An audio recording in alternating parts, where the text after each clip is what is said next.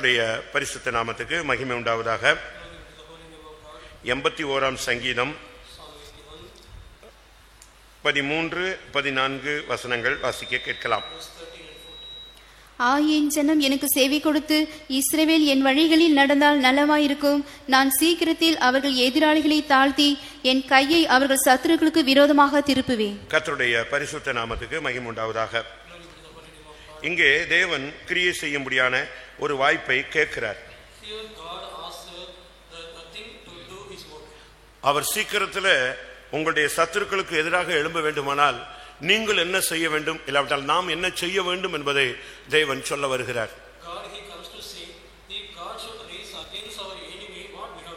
இங்கே சொல்லி இருக்கிறது, என் ஜனம் எனக்கு செவி கொடுத்து இஸ்ரவேல் என் வழிகளில் நடந்தால் நலமாய் இருக்கும். ஆண்டவர் தன்னுடைய ஜனங்கள் தன்னுடைய வாக்குக்கு செவி கொடுக்க வேண்டும் என்று விரும்புகிறார். இதை வேதத்தில் நீங்கள் எல்லா இடங்களிலும் ஆண்டவருடைய அந்த மனதை நீங்கள் புரிந்து கொள்ள இயலும். 81ஆம் சங்கீதத்திலே நீங்கள் 8ஆம் வசனத்தை பாருங்கள். என் ஜனமே கேள், உனக்கு சாட்சிட்டு சொல்லுவேன், இஸ்ரவேலே நீ எனக்கு செவி கொடுத்தால் நலமாயிருக்கும். ஆண்டவர் மறுபடியும் இந்த வார்த்தையை உச்சரிக்கிறதை நாம் பார்க்க இயலும். நீ எனக்கு செவி கொடுத்தால், இஸ்ரவேலே நீ எனக்கு செவி கொடுத்தால் நலமாயிருக்கும். அப்படின்னா என்ன அர்த்தம்? நீங்க செவி கொடுக்கலன்னு அர்த்தம். நீங்கள் 81ஆம் சங்கீதம் 11ஆம் வசனத்துக்கு உங்களுடைய கவனத்தை கொண்டு வாருங்கள். என் ஜனமோ என் சத்தத்துக்கு செவி கொடுக்கவில்லை. இதுதான் அங்க தேவன் சொன்ன வார்த்தை வசனம். என் ஜனம் என் சத்தத்துக்கு செவி கொடுக்கவில்லை. அப்படினால் இஸ்ரவேலே நீ என் சத்தத்துக்கு செவி கொடுத்தால் நலமா இருக்கும் என்று கர்த்தர் பேசுகிறார்.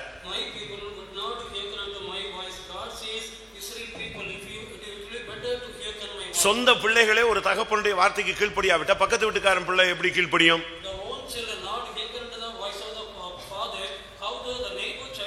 நாம் தேவனுடைய பிள்ளைகள், ரட்சிக்கப்பட்டவர்கள், அபிஷேகம் பண்ணப்பட்டவர்கள். நாம் தேவனுடைய வார்த்தைக்கு செவி கொடுக்காத பட்சத்தில் மற்றவன் எப்படி ரட்சிக்கப்படுவான்?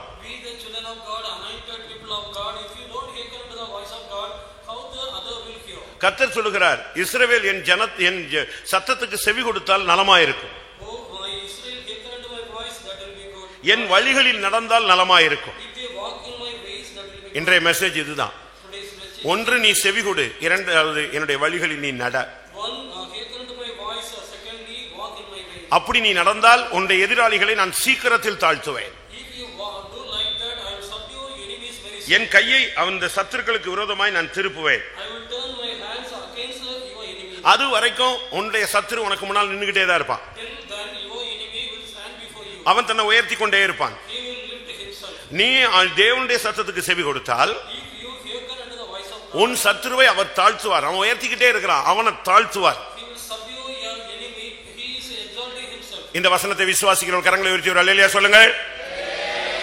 என் ஜனம் எனக்கு செவி கொடுத்தால், என்னுடைய வழிகளில் நடந்தால் நலமாயிருக்கும், நான் சீக்கிரத்தில் அவருடைய எதிராளிகளை தாழ்த்துவேன்.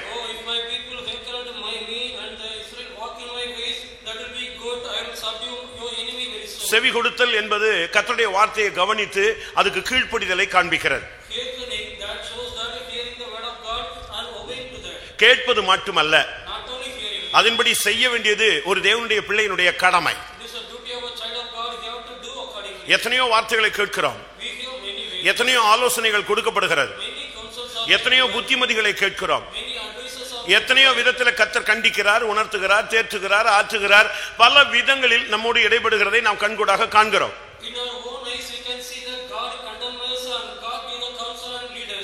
ஆனாலும் கூட நாம் செவி கொடுக்கிறோமா என்கிறதா நம்முடைய பகுதியில தேவன் எதிர்பார்ப்பது. அதுக்கு காரணம் நம்மில் அநேகர் தேவனுக்கு வார்த்தைகளுக்கு கீழ்ப்படிவது இல்லை. 1 கொரிந்தியர் 14ஆம் அதிகாரத்தை நாம் பார்க்கும் பொழுது 21ஆம் வசனம் என்ன சொல்லுகிறது? 1 கொரிந்தியர் 14:21. மறுபாஷைக்காரராலும் மறு உதடுகளாலும் இந்த ஜனங்களிடத்தில் பேசுவேன், ஆகிலும் அவர்கள் எனக்கு செவி கொடுப்பதில்லை என்று கர்த்தர் சொல்லுகிறார் என்று. நாம் பல விதங்களில் பேசுறேன், அந்நிய பாஷையில பேசுறேன், பல விதங்களில் பேசுகிறேன், எல்லாம் பேசினாலும் ஆனாலும் இந்த ஜனங்கள் எனக்கு செவி கொடுப்பது இல்லை என்று கர்த்தர் சொல்லுகிறார். இன்றைய மெசேஜுக்கு நீ செவி கொடுத்தால் உன் சத்துரு சத்துரு சத்துருன்னு சொல்றிய அவனை இன்னையோட கர்த்தர் தாழ்த்திடுவார்.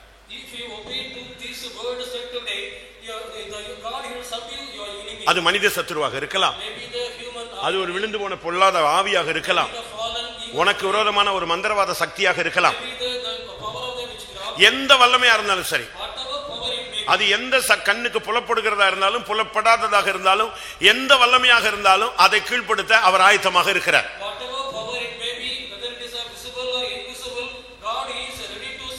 ஆனா தேவன் உன்னிடத்திலும் என்னிடத்திலும் எதிர்பார்ப்பது நீ அவருடைய வார்த்தைக்கு நீ செவி கொடுக்கணும்.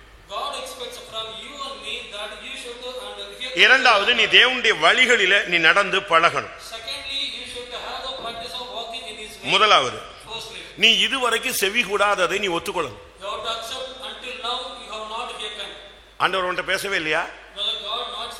அவர் நீதியை குறித்து, நியாயத்தை குறித்து, நியாய தீர்ப்பை குறித்து, பாவத்தை குறித்து, உலகத்தை குறித்து உன்கிட்ட பேசாமையா இருக்கிறாரு? அவன் ஞானியாக சாலமோனா இருந்தாலும் அவன்கிட்ட 2 விஷயம் பேசினார். அது ஊழியக்காரனோ ஊழியக்காரியோ விசுவாசியோ பழையவோ புதியவோ யாரா இருந்தாலும் கர்த்தர் நிச்சயமா அவனோடு பேசுவார். அவன் பாவியா இருந்தாலும் பேசுவார், பரதேசியா இருந்தாலும் பேசுவார், பரிசுத்தவனா இருந்தாலும் பேசுவார்.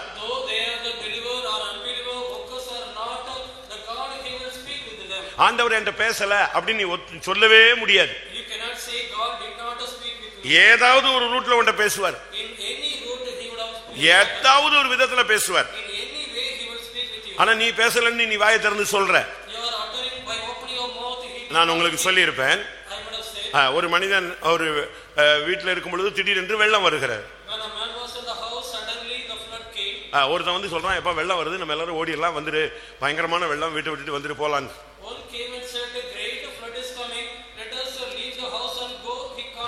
அவன் சொன்னா கர்த்தர் சொல்லுவாரு நீ உன் வேலையை பாருன்னு சொல்லிட்டு வீட்டுக்குள்ள உட்கார்ந்தா கொஞ்ச நேரத்துல வெள்ளம் வீட்டை நிரப்பிடுச்சு.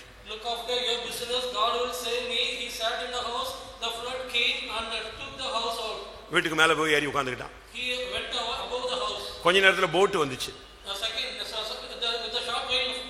தம்பி வந்துரு போயிடலாம், இன்னும் வெள்ளம் அதிகமாகும்னு சொல்றாங்க, வீடு கூட முழுங்கிரும், இப்ப கடைசி நேரத்துல இருக்குது, நீ வந்துருன்னு சொல்லி கூப்பிட்டாங்க.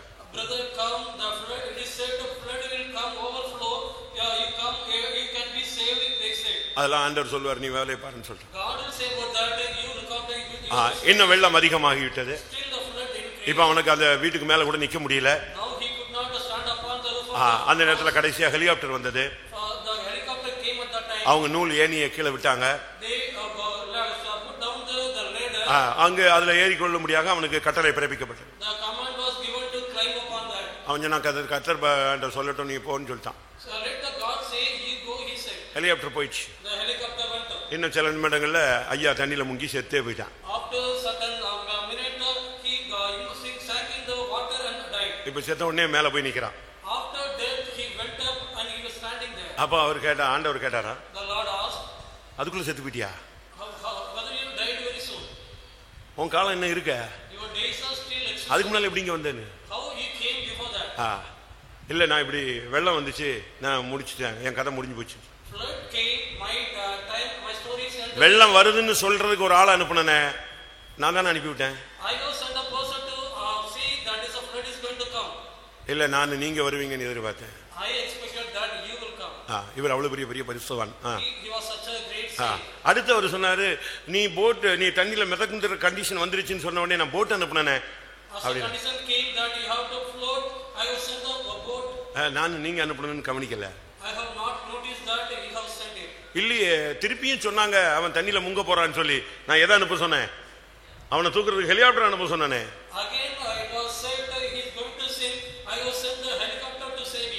அப்பதான் இவனுக்கு புரிஞ்சுது இதெல்லாம் யார் செஞ்சது. ஒரு மனிதனை திரும்ப வைக்கிறதுக்காக, தன்னுடைய பக்கம் இழுக்க வைக்கிறதுக்காக வேதம் சொல்லுகிறது அவர் அநேகம் தரம் அநேக கிரியைகளை அவனிடத்தில் நடப்பிக்கிறார்.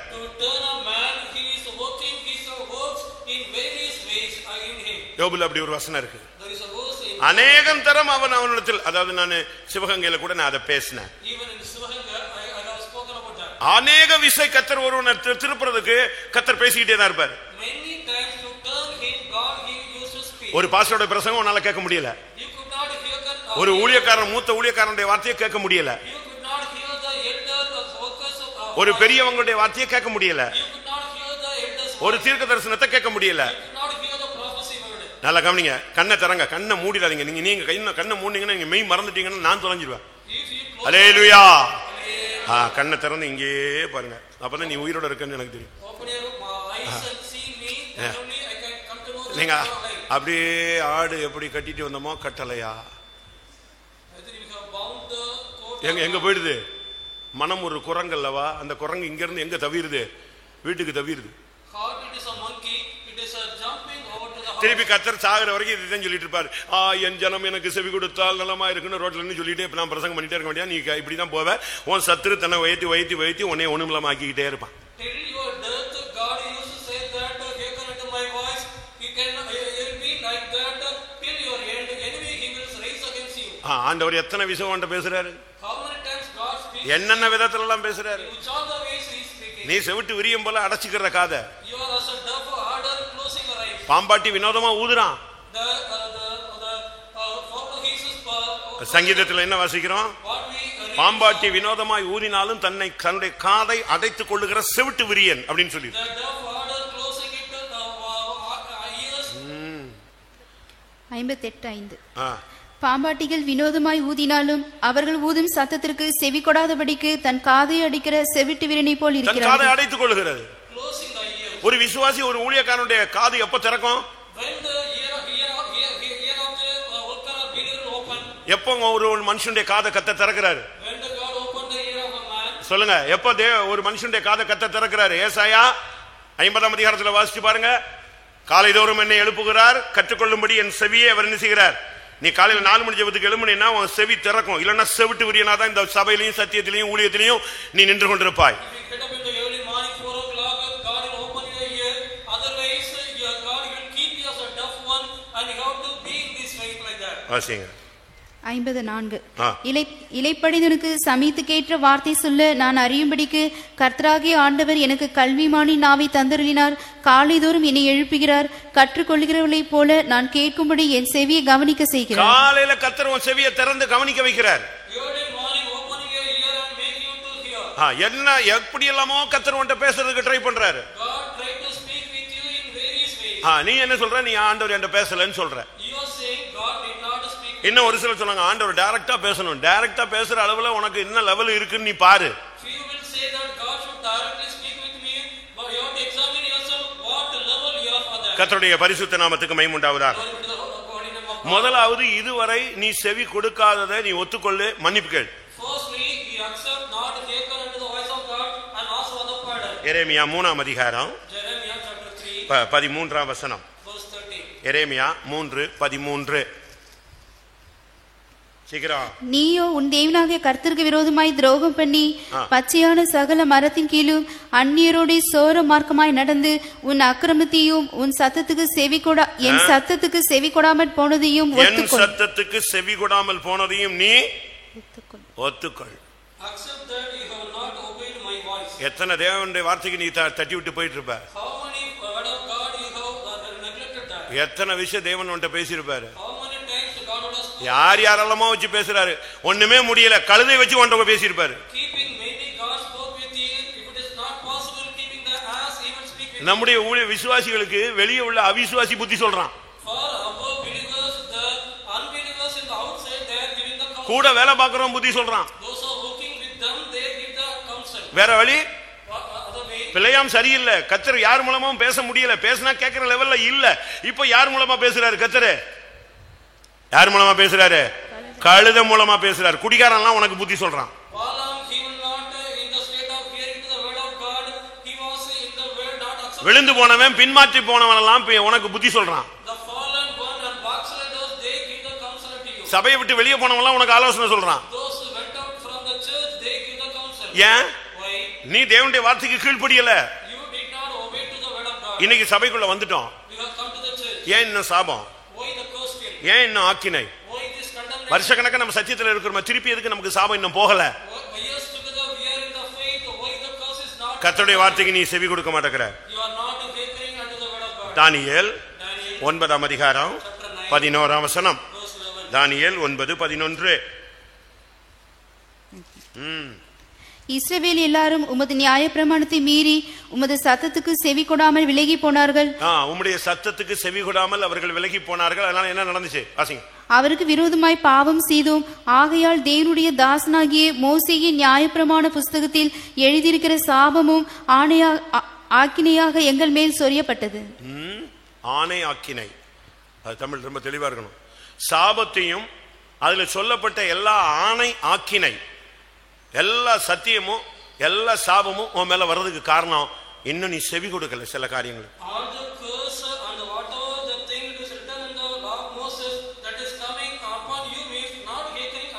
நமக்கு 81ஆம் சங்கீதம் 14ஆம் வசனம் ரொம்ப பிடிச்ச வசனங்க. இத மட்டும் வாக்குத்தத்தம் கொடுத்துட்டீங்கன்னா அட்டை ஓட்டு எழுதி பையிலேயே வச்சுக்குவான். என்ன வசனம் சொல்லுங்க, என்ன வசனம்? நான் உன் சத்துருவை சீக்கிரத்திலே தாழ்த்துவேன். அப்படியே அப்பா பிடிச்சு வச்சுக்குவான். அதுக்கு முன்னால தொக்கிக்கிட்டு இருக்க ஒரு வசனம், அதை நீ பாருன்னு சொல்றேன்.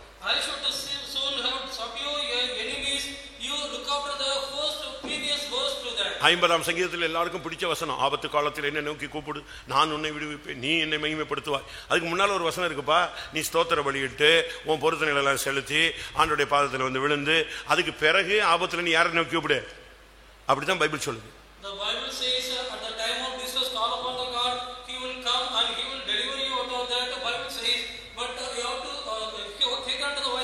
இன்னைக்கு எத்தனை பேர் செவி கொடுக்கிறோம்? நல்லா புரிஞ்சுக்கோங்க, கர்த்தருடைய வார்த்தைக்கு செவி கொடுக்கலனா நீ கானானுக்குள்ள கால் வைக்க முடியாது.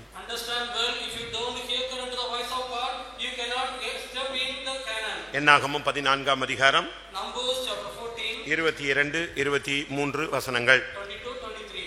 என் மகிமையையும் நான் எகிப்திலும் வனாந்தரத்திலும் செய்த என் அடையாளங்களையும் கண்டிருந்தும் என் சத்தத்துக்கு செவி கொடாமல் இதோடு 10 முறை என்னை பரீட்சை பார்த்த மனிதரில் ஒருவரும் அவர்கள் பிதாக்களுக்கு நான் ஆணையிட்டு கொடுத்த தேசத்தை காண மாட்டார்கள். தெளிவா ஆண்டவர் சொல்லிட்டார் பாத்தீங்களா? நான் 10 விஷயம் என்னை சோதிச்சுட்டாங்க, இவங்கள எனக்கு செவி கொடாத யாரும் அந்த வாக்குத்தத்த தேசத்துல கால் வைப்பது இல்லை.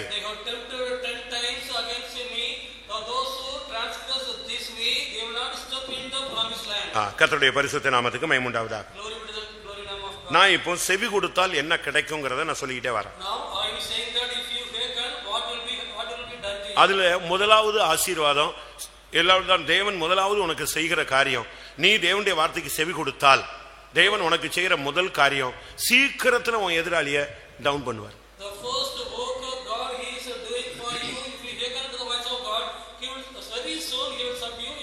நீ பயப்படாத, நீ எதை குறிச்சும் பயப்படாத, நீ தேவனுக்கு செவி கொடு. நீங்க பாருங்க, 40 நாள் கோலியாத்து நின்று கதை விட்டுக்கிட்டே இருக்கிறான். அங்க சவுல் வந்து அரண்மனையில் உட்காந்துக்கிட்டு, யாராவது இவனை ஜெயித்தால் எனக்கு முதல் மகா இருக்கா 2 மகா இருக்கா எவ்வளவு நான் கட்டி கொடுக்குறேன். இவர் அங்க உட்காந்து வாக்குறுதி கொடுத்துக்கிட்டு இருக்காரு, எவ்வளையாவது கட்டிக்கோன்னு சொல்லி. இதுதான் அபிஷேகம் பெற்றவன் சொல்ற வார்த்தையா?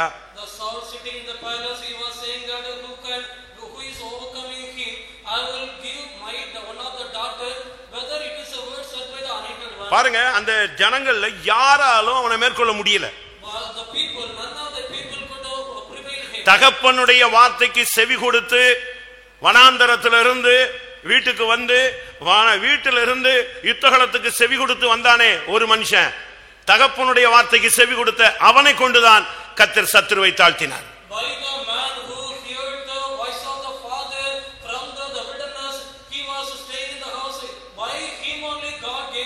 தேவனுடைய வார்த்தைக்கு செவி கொடுக்கிறவனுக்கு வைச்சுதான் கர்த்தர் சத்துருவை கீழ்படுத்த முடியும். கர்த்தருடைய பரிசுத்த நாமத்துக்கு மகிமை உண்டாவதாக. செவி கொடுத்தால் என்னெல்லாம் கிடைக்கும் நான் இப்ப உங்களுக்கு சொல்லிட்டே வரேன். யாரு செவி கொடுப்பார்? யாரெல்லாம் முதலாவது செவி கொடுப்பான்? கொடுத்தா என்னெல்லாம் கிடைக்கும்? இதைத்தான் நாம சரிவான விதத்தில் விளங்கிக் கொள்ள வேண்டியது அவசியம். முதலாவது, நீ தேவனுடைய பிள்ளையாக இருந்தா, அவருடைய ஆடா இருந்தா நீ செவி கொடுப்ப.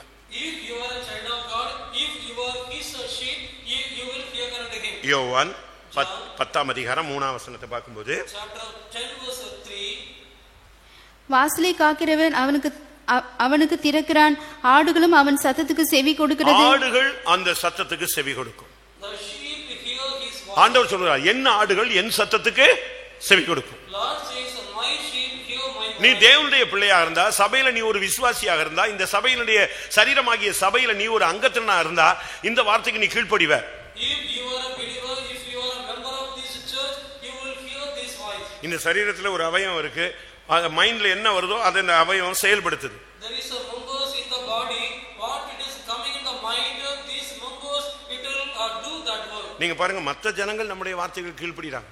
Other people, they obey our word. புறஜாதிகள் கீழ்ப்படிறாங்க. The Gentiles are hearing. நீங்க யோனாவினுடைய புத்தகத்துல நீங்க படிச்சு பாத்தீங்கன்னா, In the book of Jonah, if you read, அந்த நினிவேல உள்ள ஜனங்கள் அந்த மனம் திரும்புதலை பத்தி நியாய தீர்ப்பை கேள்விப்பட்ட உடனே அடுத்த செகண்ட் என்ன செய்றான், அவன் செவி கொடுக்கறான். ஆனா நம்மால் தீர்க்கதரிசி என்ன செஞ்சிட்டு இருக்கான், ஊர் ஊரா தெரு தெருவா சுத்துறான். by hearing the word, they repented and they have heard to the word of God. But our person, he was wandering to the places. நான் உங்களுக்கு சொல்றது உங்களுக்கு புரியுதா? Do you understand what I say? நீ எங்க போ, நீ எழுந்து மகா நகரமாகிய நினிவேக்கு போய் இந்த தேசம் 40 நாள்ல கவிழ்க்கப்படும் என்று சொல்லுன்னு சொல்லி கத்த தெளிவா பேசி ரூட் சொல்லி டேட் சொல்லி இந்த இடம் சொல்லி நீ போன்னு சொல்லி அவனை தெளிவா ரெடி பண்ணா, இவன் எங்க போனா,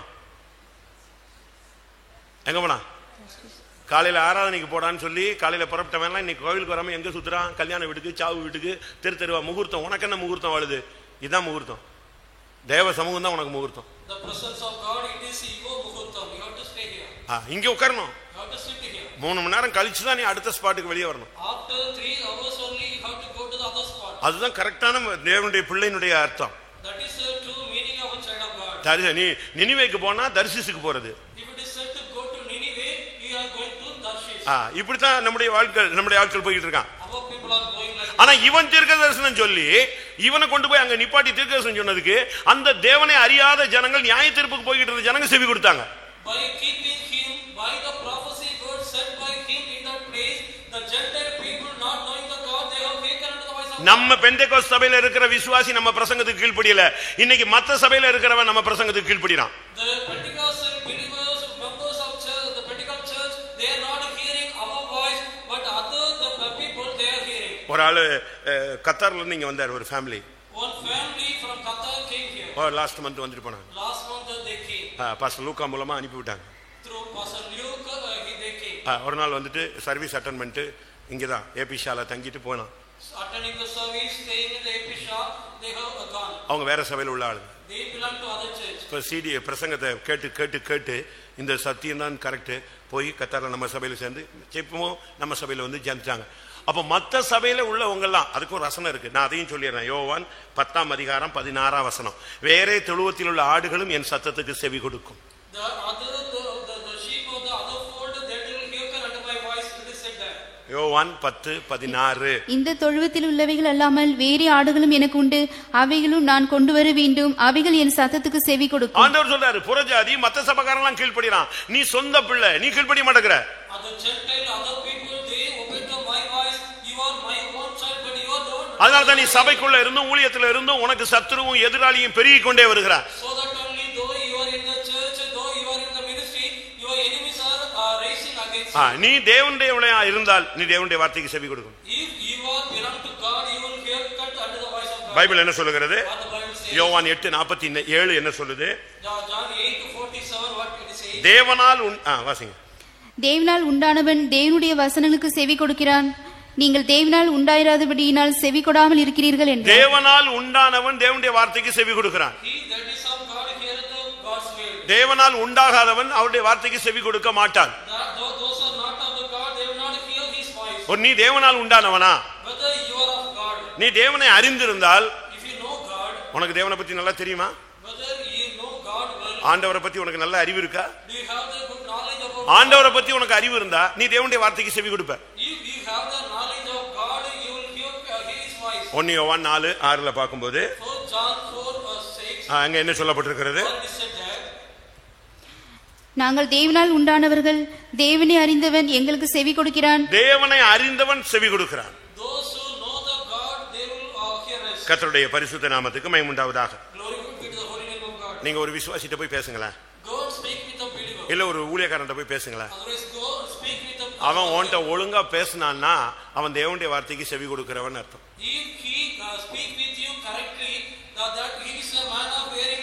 உன்கிட்ட இடக்க முடக்கா ஊழியக்காரனோ ஊழியக்காரியோ விசுவாசியோ யாராவது ஒருத்தன் மறுபடியும் விதண்டாவாதமா பேசினான்னா அவன் யாரு?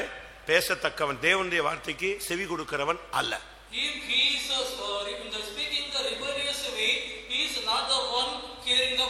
அப்படித்தான் பைபிள் சொல்லுது, நான் சொல்லல. தேவனுடைய வார்த்தைக்கு செவி கொடுத்தால் அவன் பேசத்தக்கவன், இல்லைன்னா அவன்கிட்ட பேசி பிரயோஜனம் இல்லை. ஒரு இடத்துல ஒரு ஊழிய ஒரு சொத்து பிரச்சனை வந்தது.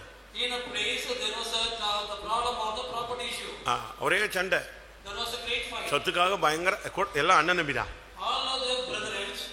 ஒரு அண்ணன், ஒரு தங்கச்சி, நடுவில் ஒரு பிரதரு, இந்த நடுவில் உள்ள ஒரு ஊழியத்தில் இருக்காரு. 3 பேரும் சொத்துக்கு சண்டை. யாராவது இப்ப நம்ம போய், நான் தான் அந்த இடத்துல அப்ப ஊழியக்காரர், ஏதாவது ஆலோசனை சொன்னா ஏன் சொத்துக்கு நீங்க என்ன பேசுறதுமா?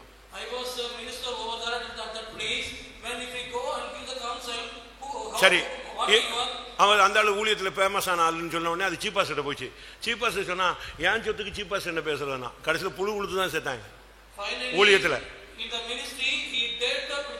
தேவனுடைய வார்த்தைக்கு நீ உனக்கு செவி கொடுக்கல, தேவனுடைய வார்த்தைக்கு உனக்கு பரிசுத்த வாங்குடைய வார்த்தைக்கு உனக்கு செவி கொடுக்க முடியலன்னா முடிவு என்ன?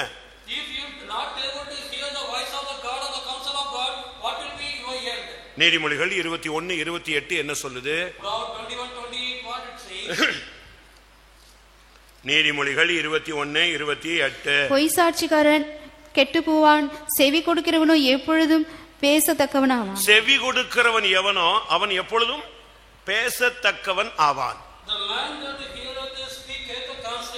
தேவனுடைய வார்த்தைக்கு செவி கொடுக்கிறவன் தான் நீ பேச முடியும். அவன் தான் ஒன்னு என்னன்னு கேட்பான், சரின்னு சொல்லுவான், சரி விட்டு கொடுக்கறேன்பா, மன்னிச்சிடறேன்பா, அட்ஜஸ்ட் பண்றேன்பா, நான் சகிச்சுக்கிறேன்பா. இதெல்லாம் யார் சொல்லுறது? செவி கொடுக்கிறவன்.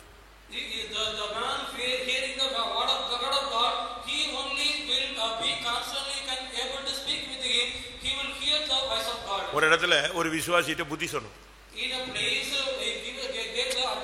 ரெண்டு விசுவாசிக்கு பிரச்சனை. அப்ப ஒரு விசுவாசிக்கு நம்ம புத்தி சொல்றோம். அவன் என்ன சொன்னா தெரியுமா? இதே புத்தி அவன்கிட்டையும் கொஞ்சம் சொல்லுங்க. எப்படி? என்கிட்ட மட்டும் தானே சொல்றா இழிச்சவாயன்னு சொல்லி, அவன்கிட்ட சொல்லு. நீ இழிச்சவாயன்னு சொல்லல, கிருபை பெற்றவன் உன்ட சொன்னேன். இல்லன்னா ஒண்டையவன் சொல்லுவான், நான் கூட பேசாது. நீ சத்தியத்தை அறிஞ்சவன், அவனை விட நீ கொஞ்சம் அபிஷேகத்தில் நிரம்புறவன், சத்தியம் கொஞ்சம் தெரிஞ்சவன், நீ ஒரு சீனியர் விசுவாசி, ஒரு தெய்வீகன் படிச்சவன், உனக்கு கொஞ்சம் கிருபை இருக்கு, நீ மூத்தவன் அப்படிங்கறதுனால தான் உனக்கு சொல்றோம். நீ உடனே அவனுக்கு சொல்லு நீ சொல்லக்கூடாது. சரியா, என்னால முடிஞ்ச அளவு செய்யறேன் அப்படி நீ சொல்லி பழகும். இன்னைக்கு அப்படித்தான் எல்லாருமே வந்திருக்காங்க. இன்னொரு இடத்துல ஒரு பசங்களுக்குள்ள சண்டை நடந்துச்சு.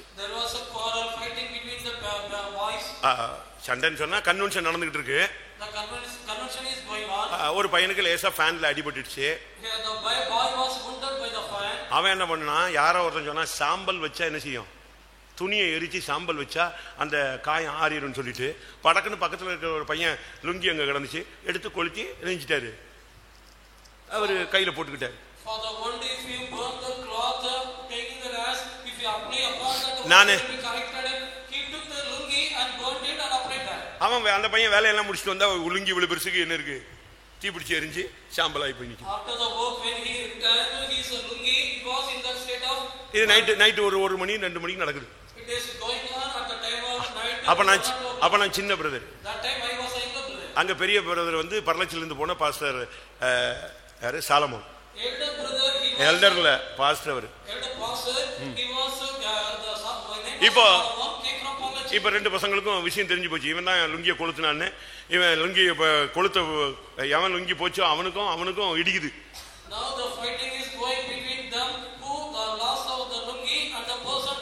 இவனுக்கு 4 பேர் சப்போர்ட். யாருக்கு? லுங்கி எரிச்சவனுக்கு 4 பேர் சப்போர்ட், லுங்கி பாதிக்கப்பட்டவனுக்கு 4 பேர் சப்போர்ட். 4 பேர் 2 சைடு நின்றுட்டு ஆமா இவன் தான் கொடுத்தான், நான் தான் பார்த்தேன். இது ஒரு குரூப் இந்த சபைக்குள்ள இருக்கு, ஊழியத்தில் இருக்கு. இது ஒரு மூட்டி விட்டுக்கிட்டே உட்காந்துக்கிட்டு வேடிக்கை பார்த்துட்டு 2 எந்த ஓனாய் கடிச்சா ரத்தம் வரும்னு பார்த்துக்கிட்டு இருக்கு. It is watching that making the groups supporting 4 people either side and they were killed in the fight. அதுக்குள்ள உடனே போனை போட்டாச்சு. பசங்க தான் வாலிப பசங்களுக்கு தான் வேலை செஞ்சிருந்தானுங்க. அதுக்குள்ள 2 பேரண்ட்ஸ் எங்க இருந்து வந்தாச்சு. ஒரு அரை மணி நேரத்துல வீட்டுல இருந்து தூங்குனவங்க எழுப்பி வந்துட்டான். The youth boys they were in the problem, but the family members they came by having the call. நான் அப்ப சின்ன brother. That time I was a younger brother. நான் போய் என்ன பிரச்சனை பண்ணாதீங்கடா, கர்த்தருடைய கன்வென்ஷன் ஊழியம் அப்படி இப்படின்னு சொன்னா இவங்க எல்லாம் என்னை விட ஒரு 2-3 வயசு தான் இளமையான பசங்க. அதனால எல்லாம் ஒரே குரூப். வேலையை பாருனா இப்ப லுங்கிய கொளுத்துவான், அடுத்து ஆலையா கொளுத்துவான், நீ என்ன நீ பாத்துட்டு இருப்ப அப்படி இப்படின்ட்டு என்னைய பிடிச்சிட்டாங்க. They were eager to me for 1 or 2 years only. They were started saying that what you நான் போய் பாஸ்டர் சாலமோனை தூங்கிட்டு இருக்கிறவ எழுப்பி இப்படி ஒரு பிரச்சனை பயங்கர பிரச்சனையாக போகுது, எனக்கு புதுசு இல்லையா, நான் போய் அவரை எழுப்பிட்டேன். I awoke the pastor Solomon. The problem is going to be very terrible. அவர் எழுப்பிட்டு என்னது அப்படின்னாரு. He awoke and said, what is that? இப்படி ஏதோ ஒரு பிரச்சனை 2 பேரும் அடிச்சுக்கிற மாதிரி இருக்கு. அடிச்சுட்டு மண்டை உடையிட்டான். அது பிறகு நீ என்னை வந்து எழுப்பு வைய கீழே இந்த போலீஸ் ஸ்டேஷன்ல சொல்லுவான்ல, சார் குத்திட்டாங்க சார், செத்துட்டானா இல்லையான்னு கேட்பான். ஆக்சிடென்ட் ஆயிட்டு செத்துட்டானா, ரைட், அது பிறகு போலாம்பா, ஏன்னா உயிரோட இருந்தாலும் திருப்பி 4 பேர் வந்து வெட்டுவான், நம்ம உனக்கு குறுக்கு போய் செத்து போயிடுவோம். இவரு தூக்கத்தில் எழுப்பிட்டு ஆட்சி மண்டையை உடைக்கிட்டு விடு நீ போன்றாரு. எனக்கு என்ன இதுதான் கரெக்டான ஜட்ஜ்மெண்ட். ஆனா அதான் கரெக்டான ஜட்ஜ்மெண்ட். நான் தான் அதை தப்பா புரிஞ்சுக்கிட்டு பாஸ்டர்னு எழுப்பிட்டு போயிட்டான்.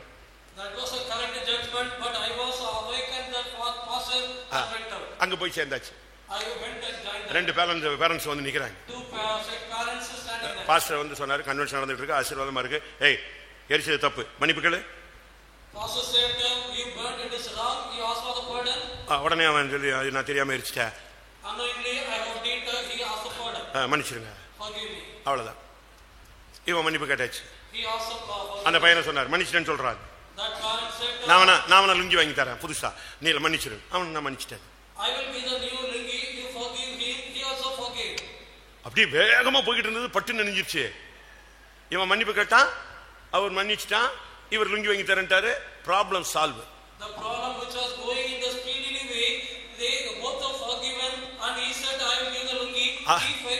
அந்த பாதிக்கப்பட்ட பையனுடைய அப்பா அவன் ஒரு அறவேக்காடு. பாஸ்டர் இன்னைக்கு என் பையன் லுங்கிய எரிச்சிட்டான், நீங்க வந்து அவனை மன்னிப்பு கேட்க சொல்லிட்டீங்க.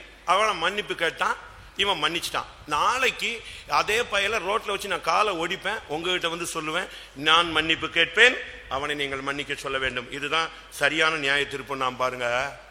அப்பதான் இவர் என்னைய பார்த்தாரு. நான் ஒழுங்கா சொன்ன மாட்டே உடைக்கிட்டுன்னு சொன்னலாம், பேசாம இருந்திருக்கலாம். என்னை தூங்கினவனை எழுப்பி கொண்டு வந்து அவன் கேட்கறான், ஒரு விசுவாசி, நீ லுங்கி எரிச்சவனை மன்னிப்பு கேட்க சொல்லிட்டில்ல, அது நாளைக்கு நான் அவனை ஆளை வச்சு அடிக்கிறேன், வெளியே வந்துட்டு அடிச்சுட்டு நேரம் அவன்கிட்ட வந்து பிரதர் மன்னிச்சிருங்க, அவனை மன்னிப்பு கேட்க சொல்லுங்க, அவங்க அப்பனை கூப்பிட்டு நீ மன்னிப்பு கேட்க வைக்கணுங்கிறான். எப்படி விசுவாசி? இவன் இத்தனை நாள் என்ன சத்தியம் கேட்டான், என்ன பைபிளை தூக்கினான், என்ன ஞானசானம் பெற்றான், என்ன அபிஷேகம் பெற்றான், இவன் எந்த பரலோகத்துக்கு போறான்?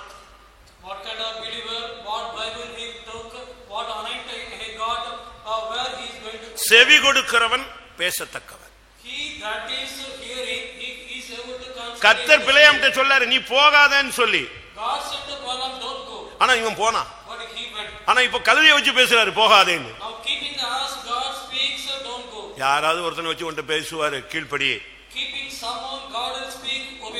நீ ஒரு பாக்கியவனாய் மாறணும்னா வாசல்லையே கடந்து ஆண்டோடைய வீட்டு வாசல்ல கடந்து கர்த்தருடைய வார்த்தையை கேட்டு பழகணும். If you want to be a blessed one, you have to lay in the doorstep of God and you have to hear to the voice of God. நீதிமொழிகள் 8ஆம் அதிகாரம் 34ஆம் வசனம். Proverbs 8:34. என் வாசல்படியில் நித்தம் விழித்திருந்து, என் வாசல்படியில் நித்தம் விழித்திருந்து, என் கதவு நிலையருகே காத்திருந்து எனக்கு செவி கொடுக்கிற மனுஷன் பாக்கியவான். அவன் தான் பாக்கியவான். He is a blessed man. நீ என்ன ஒரு முடிவு எடுத்தாலும், ஒரு ஃபைனல் படிப்போ வேலையோ கல்யாணமோ நல்லதோ கெட்டதோ எதுவோ ஒரு முடிவு எடுக்கிறேன்னா தேவனுடைய வார்த்தை அதுல என்னன்னு செவிகள். If you take any decision, you have to see or hear the what is the voice of God. எடுத்தம் கவிழ்த்தன்னு எங்கிட்ட போய் குளிந்துறாத.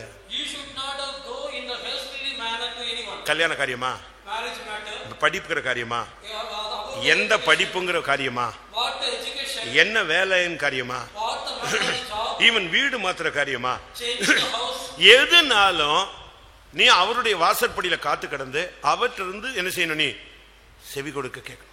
whatever matter it may be, you have to lay in the doorstep அப்படி நீ செவி கொடுத்தால் நீ பாக்கியவான். If you hear, then you will be a blessed. கேளு, Ask. அவர் சொன்னா செய்.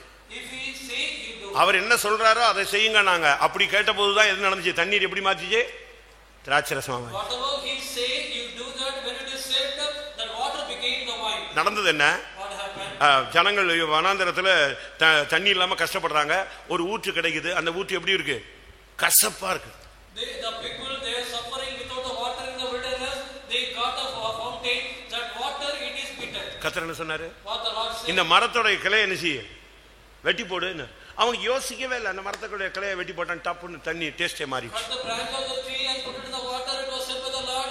When they not thinking in their own way, cut the. ஒருவேளை தேவன் சொல்லுகிறது நடைமுறையில் சாத்தியமில்லாத காரியமா இருக்கும். ஆனா தேவன் அதை திட்டமாய் வைத்திருப்பார். Maybe the saying of the Lord, it is not a practical thing, but God, He will prosper, make it prosper. நீதிமொழிகள் 12:15 பார்க்கும் பொழுது Proverbs 12:15. அங்க என்ன சொல்லப்பட்டிருக்கிறது? What it is said that.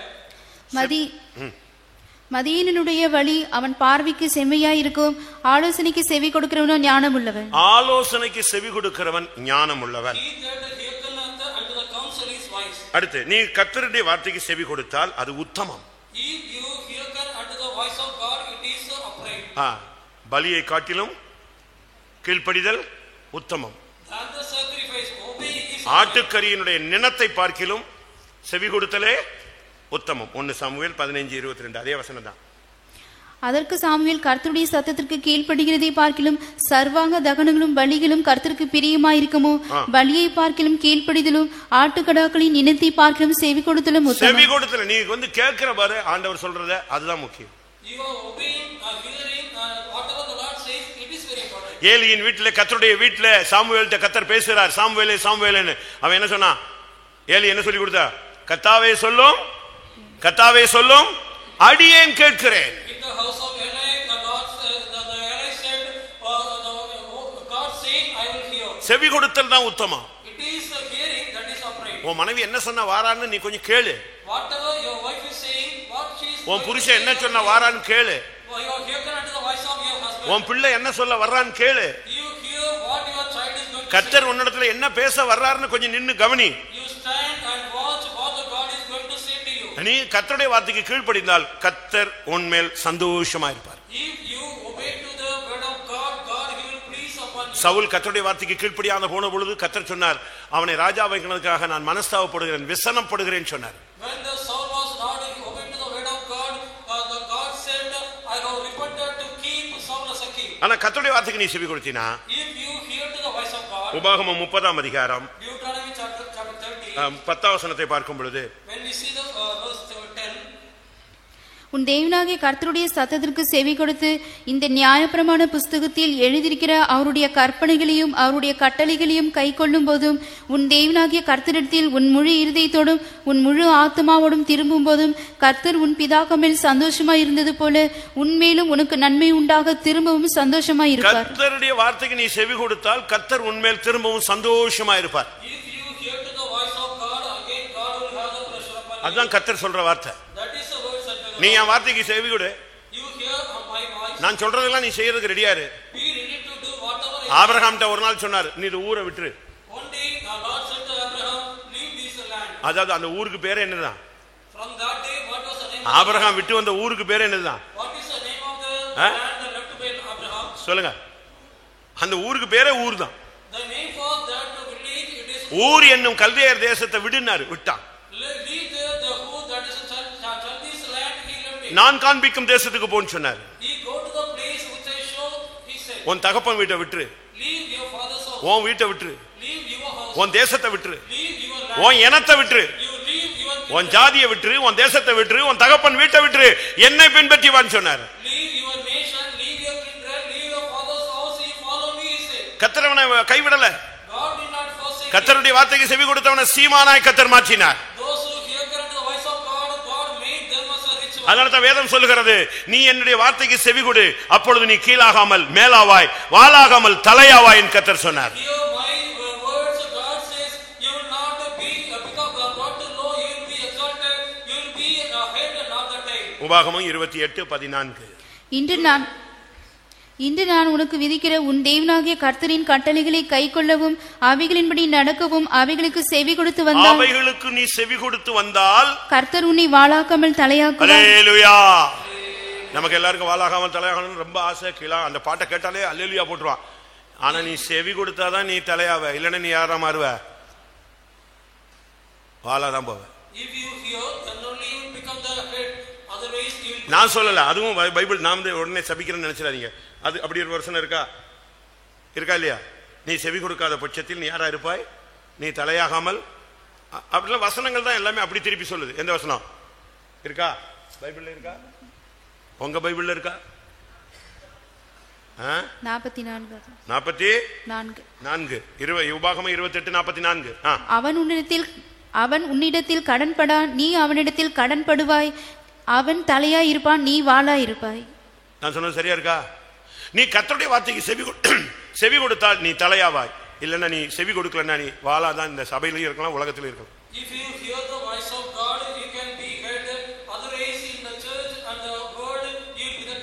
உலகத்துக்கு மனுஷன் பலவிதமான காரியங்கள் சொல்லுவான். அதுல தேவனுக்கு செவி கொடுக்கறியா, மனுஷனுக்கு செவி கொடுக்கறியா? என் ஃப்ரெண்டு சொன்னா, என் பக்கத்து வீட்டுக்காரன் சொன்னா, என் கொலீக்ஸ் சொன்னா, இப்படிதான் நீ பேசிட்டு இருக்கிற. கர்த்தர் என்ன சொன்னாரு? வசனம் என்ன சொல்லுது? பரிசுத்தவான்கள் என்ன சொல்றாங்க? அது என்னன்னு நீ பாரு. சாலமோனுக்கு ஒரு பையனை பிறந்தான். அவனை ராஜாவாய் கர்த்தர் அபிஷேகம் பண்ணினார். ஒரு சின்ன பிரச்சனையில வந்து ஒரு சிலர் பேசினாங்க. அப்ப உடனே அவன் தன்னுடைய தகப்பன் ஸ்தானத்தில் இருக்கிறவங்களை கூப்பிட்டு கேட்டான், என்னப்பா பண்ணலான்னு. அப்ப அவங்க சில ஆலோசனை எல்லாம் கொடுத்தாங்க. அவங்கள துரத்திடாத, ரொம்ப கடிந்து கொள்ளாத, அவங்களுக்கு கொஞ்சம் ஃப்ரீனஸ் கொடு, கொஞ்சம் கன்சிடர் பண்ணு, அவங்க நமக்கு நல்லா கடைசி வரைக்கும் இருப்பாங்க. ஓகே, நீங்க போங்கன்ட்டான். அவங்க போன பிறகு தன்னோடு சுத்திட்டு இருக்கிற அருந்த வாழ், அறவைக்காடு எல்லாத்தையும் கூப்பிட்டான், பசங்களா கூப்பிட்டான். அப்ப அவனுகிட்ட கேட்டான், ஏப்பா இப்படி நான் வயசானவங்கிட்ட கேட்டேன், அவங்க எல்லாம் கொஞ்சம் அட்ஜஸ்ட் பண்ணுங்கிறான். நீங்க என்ன சொல்ற? அட்ஜஸ்ட் பண்ற வேலையே வச்சுக்காத, இப்பமே நீ அட்ஜஸ்ட் பண்ணிட்டேன்னா உன்னை ஏறி மீச்சிருவானுங்க, விட்டாத. எங்க அப்பாவுடைய இடுப்பை காட்டிலும் என் சுண்டு விரல் பெருசுன்னா. அப்பதான் பார்த்தானுங்க, ஓஹோ அப்பாவுடைய இடுப்பை விட சுண்டு விரல் பெருசு, அவ்வளவு பெரிய ஆளாயிட்டியாடான்னு சொல்லி அன்னையோட அவனை விட்டானுங்க, தேசத்தை விட்டே ஓடி போனான். இதான் பைபிள். என்னது? வாலிப பசங்களுடைய ஆலோசனையை கேட்டுட்டு ஆட்சியை இழந்து போனான், ராஜாங்கத்தை இழந்து போனான், ராஜ அபிஷேகத்தை இழந்து போனான். அடிமையாக அந்நிய தேசத்துல பரதேசியா தேவன் துரத்தி விட்டாரு. இதெல்லாம் தேவையா? யாருக்கு நீ செவி கொடுக்கிற? ஒரு காலத்துல பேதுரு கூட மனுஷ சத்தத்துக்கு கேட்டு பயந்து சபித்து மறுதலித்து சத்தியம் பண்ண ஒரு ஆள் தான்.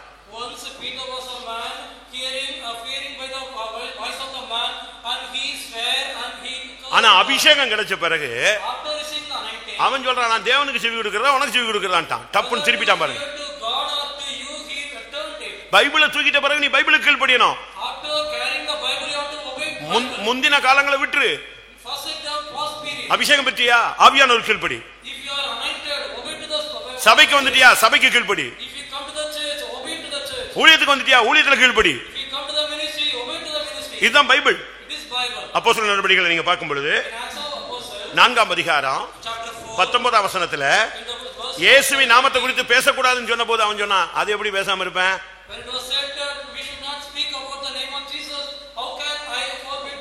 அப்போஸ்தலர் 4:19. பேதுருவும் யோவானும் அவர்களுக்கு பிரதியுத்தரமாக, தேவனுக்கு செவி கொடுக்கிறதை பார்க்கிலும் உங்களுக்கு செவி கொடுக்கிறது தேவனுக்கு முன்பாக நியாயமாய் இருக்குமோ என்று நீங்கள் நிதானித்து பாருங்கள். எப்படி அடிச்சா பாத்தீங்களா? ஒரு காலத்துல இந்த மனுஷனை இவரும் கூட தான் இருந்தா, நான் எங்க இருந்தேன்னா அவனை தெரியவே தெரியாது, இயேசுவெல்லாம் நான் பார்க்கவே இல்லைப்பா, என்னப்பா இந்த பொம்பளை நிலமோ பேசுறா அப்படின்ட்டான் பட்டார்னு. இந்த பெண் என்னெல்லாமோ பேசுறா, ஐயா அவனை தெரியவே, யார இயேசுவே தெரியாதுன்ட்டான், ஒரே ஐடியா. ஆனா இப்ப அபிஷேகத்துல நிக்கிறான். அபிஷேகத்துல நிக்கும் பொழுது நீ இயேசுவின் நாமத்தை குறித்து பேசக்கூடாதுன்னா அது எப்படி பேசாம இருப்பேன்? உலகத்தில் இருக்கிறவனில் எனக்குள்ள இருக்கிறவர் பெரியவர். நான் மனுஷ சத்தத்துக்கு கீழ்ப்படிவனா, தேவனுடைய வார்த்தைக்கு கீழ்ப்படிவனா? நான் தேவனுக்கு தான் செவி கொடுப்பேன். அவன் தான் பேதுரு. He denied once, but after receiving the anointing, he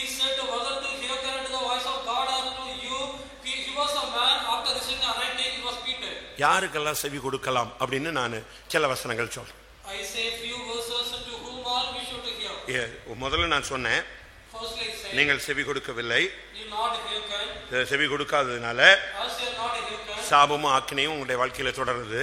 the curse and condemnation falling in your life. இப்போ தேவனுக்கு நீ செவி கொடுத்தா If you hear to நீ God, பாக்கியவான், you are a blessed கர்த்தர் man. உன்மேல் சந்தோஷமா இருப்பார். God will have the pleasure upon you.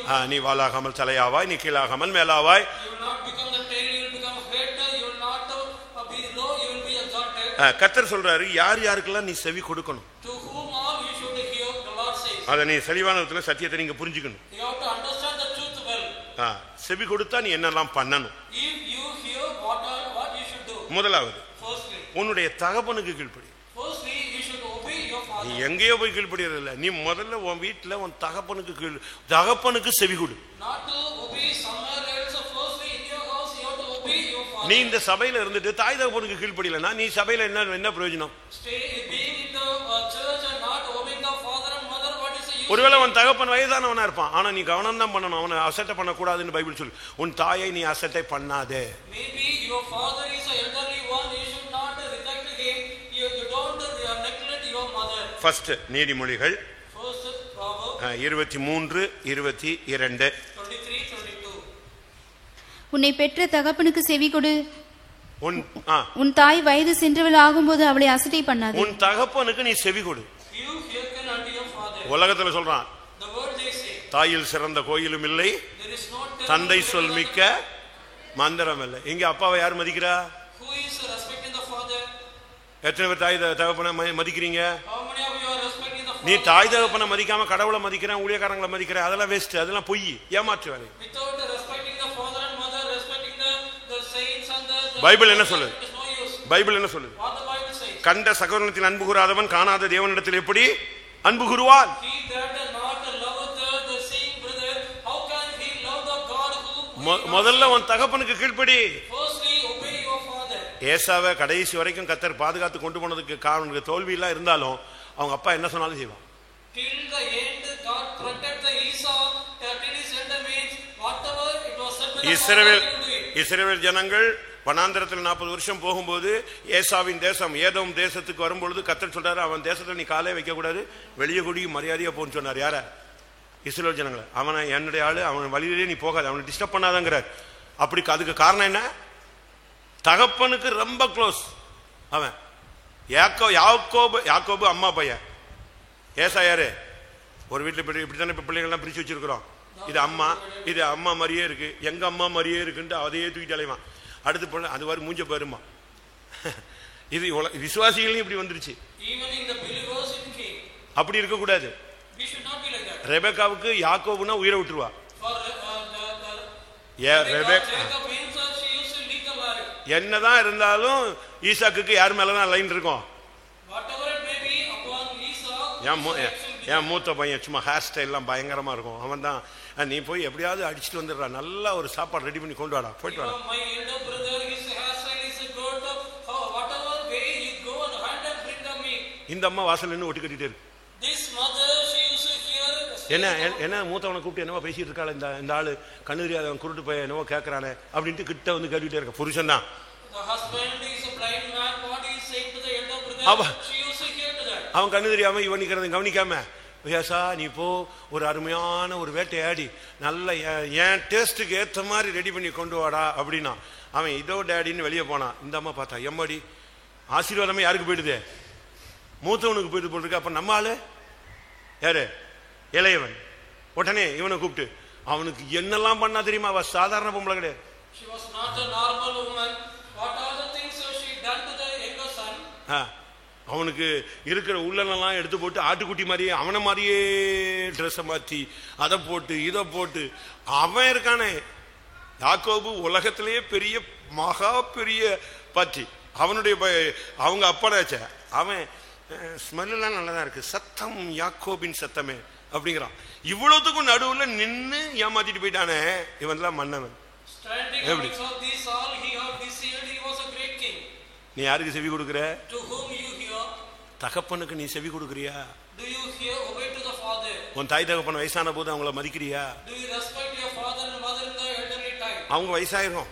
They will become old. உன்னை மாதிரி அவங்க படிச்சவங்களா இருக்க முடியாது. May not be a. உன்னை மாதிரி டீசென்ட்டான ஆளுங்களா இருக்க முடியாது. May not be a decent one. உன்னை மாதிரி பிரஸ்டீஜ் பார்க்குற ஆளா இருக்க முடியாது. No, they may not have. உன்னை மாதிரி அவனுக்கு நல்ல ஸ்டேட்டஸ் இருக்காது. They may not have the status. ஆனாலும் உன் தகப்பனுடைய வார்த்தைக்கு நீ செவி கொடுக்கணும். Still you have to obey to the voice of your father. தகப்பனுக்கு செவி கொடு. Hear to father. இரண்டாவது நீ செவி கொடுக்க வேண்டிய ஆள் யாரு? Secondly, whom you have to hear. இரண்டாவது நீ செவி கொடுக்க வேண்டியது Secondly, you have to hear. தீர்க்கதரிசிகளுக்கு. Unto the prophets. உபாகமம் Deuteronomy 18 18 15. 15. உபாகமம் 18 15. உன் தேவனாகிய கர்த்தர் என்னைப் போல ஒரு தீர்க்கதரிசியை உனக்காக உன் நடுவே உன் சகோதரரிலிருந்து எழும்ப பண்ணுவார், அவருக்கு செவி கொடுப்பீர்களாக. கர்த்தருடைய தீர்க்கதரிசிகளுக்கு செவி கொடுங்க. You have to hearken unto the prophets of Lord. ஒரு யுத்த காலத்துல வந்து நிக்கும்போது ஒரு ராஜா கூப்பிட்டா நம்ம யுத்தத்துக்கெல்லாம் போறோம் கரெக்ட், இங்க கர்த்தருடைய வார்த்தை உள்ளவன் எவனாவது இருக்கானா அவனை கூப்பிட்டுவான்னு சொன்ன. When the king was standing in the battlefield, he was standing in the battle and he was saying, is there any man of God? Call him. நூத்துக்கணக்கான தீர்க்கதரிசி வந்துட்டாங்க. The hundreds of the prophets came there. எல்லாம் காசுக்கு தீர்க்கதரிசி சொல்ற பாட்டி. All they used to prophecy for the sake of the money. எல்லாம் காசுக்கு. ராஜாவே நீர் போ, ஓ நீர் இப்படி முறித்து போடுவீர் அப்படி முறித்து போடுவீர், நான் தரிசனம் பார்த்தேன் அதெல்லாம் சொல்லிவிட்டான். ராஜா பார்த்தான், இதெல்லாம் போய் தீர்க்கதரிசி மாதிரிலாம் தெரியுது, எல்லாம் ப்ளீஸ் பண்றானுங்களே, எல்லாருமே டிஃபரெண்டான ஆளா இருக்கான். ஏப்பா இன்னும் உண்மையான கர்த்தருடைய வார்த்தை உள்ள எவனாவது இருக்கானா அவனை கூட்டுவானா. அப்பதான் எலிசா வந்து நிக்கிறான். To call the two men of God who can prophesy correctly, then Elisha came there. நீ தீர்க்கதரிசிகளுக்கு செவி கொடு. Hear to their prophets. கர்த்தருடைய வார்த்தை உள்ள மனுஷனுக்கு செவி கொடு. Hear to the man who is having the word of God. நான் சில விசுவாசிகளுக்கெல்லாம் நான் சொன்னதை அப்படியே கீழ்ப்படிக்கிறேன்.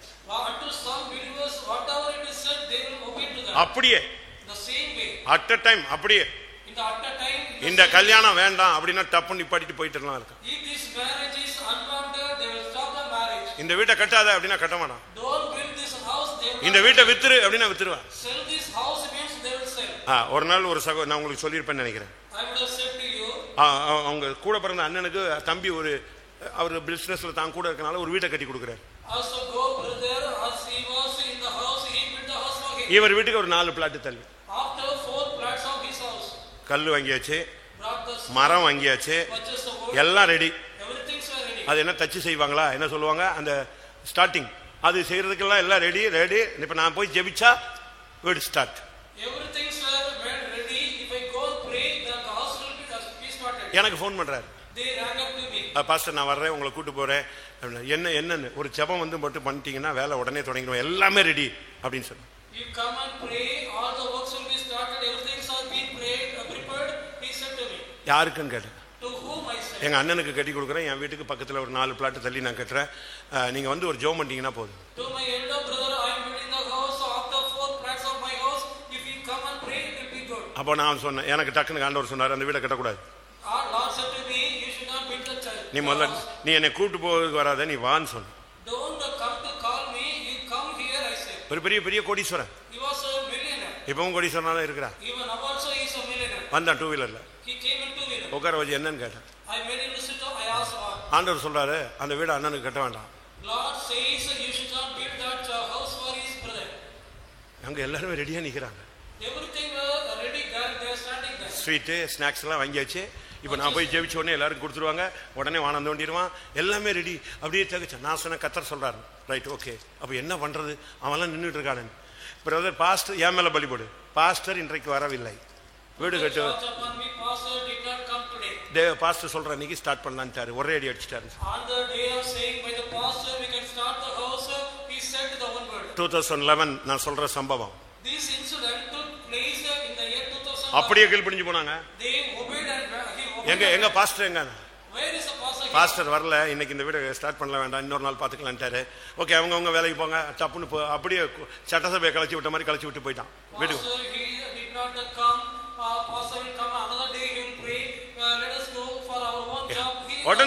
உடனே அப்படியே கீழ்ப்படிஞ்சான். அப்படியே அந்த மரங்கரெல்லாம் எடுத்து வச்சாச்சு, எல்லாத்தையும் அந்த இடத்த அப்படியே விட்டுட்டான். கொஞ்ச நாளுக்குள்ள அவங்க அண்ணனுக்கும் அவனுக்கும் சரியான டக்கப். அவங்க அண்ணன் இவனை ஒழிக்கிறதுக்கு செய்வனை செஞ்சு இவனை ஓய்க்கிறதுக்கு ஃபுல் வேலையும் பண்ணிட்டான்.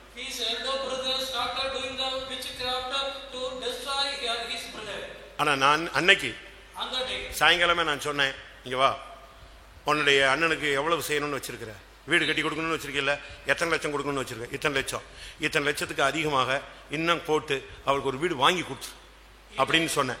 உடனே போனான். நான் சொல்றதை கவனிச்சுக்கோங்க.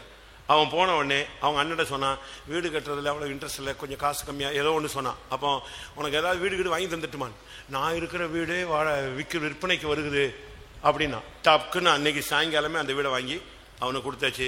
அடுத்த நாள் காலையில் அந்த இடம் இவர் பேரில் எழுதி வாங்கப்பட்டது.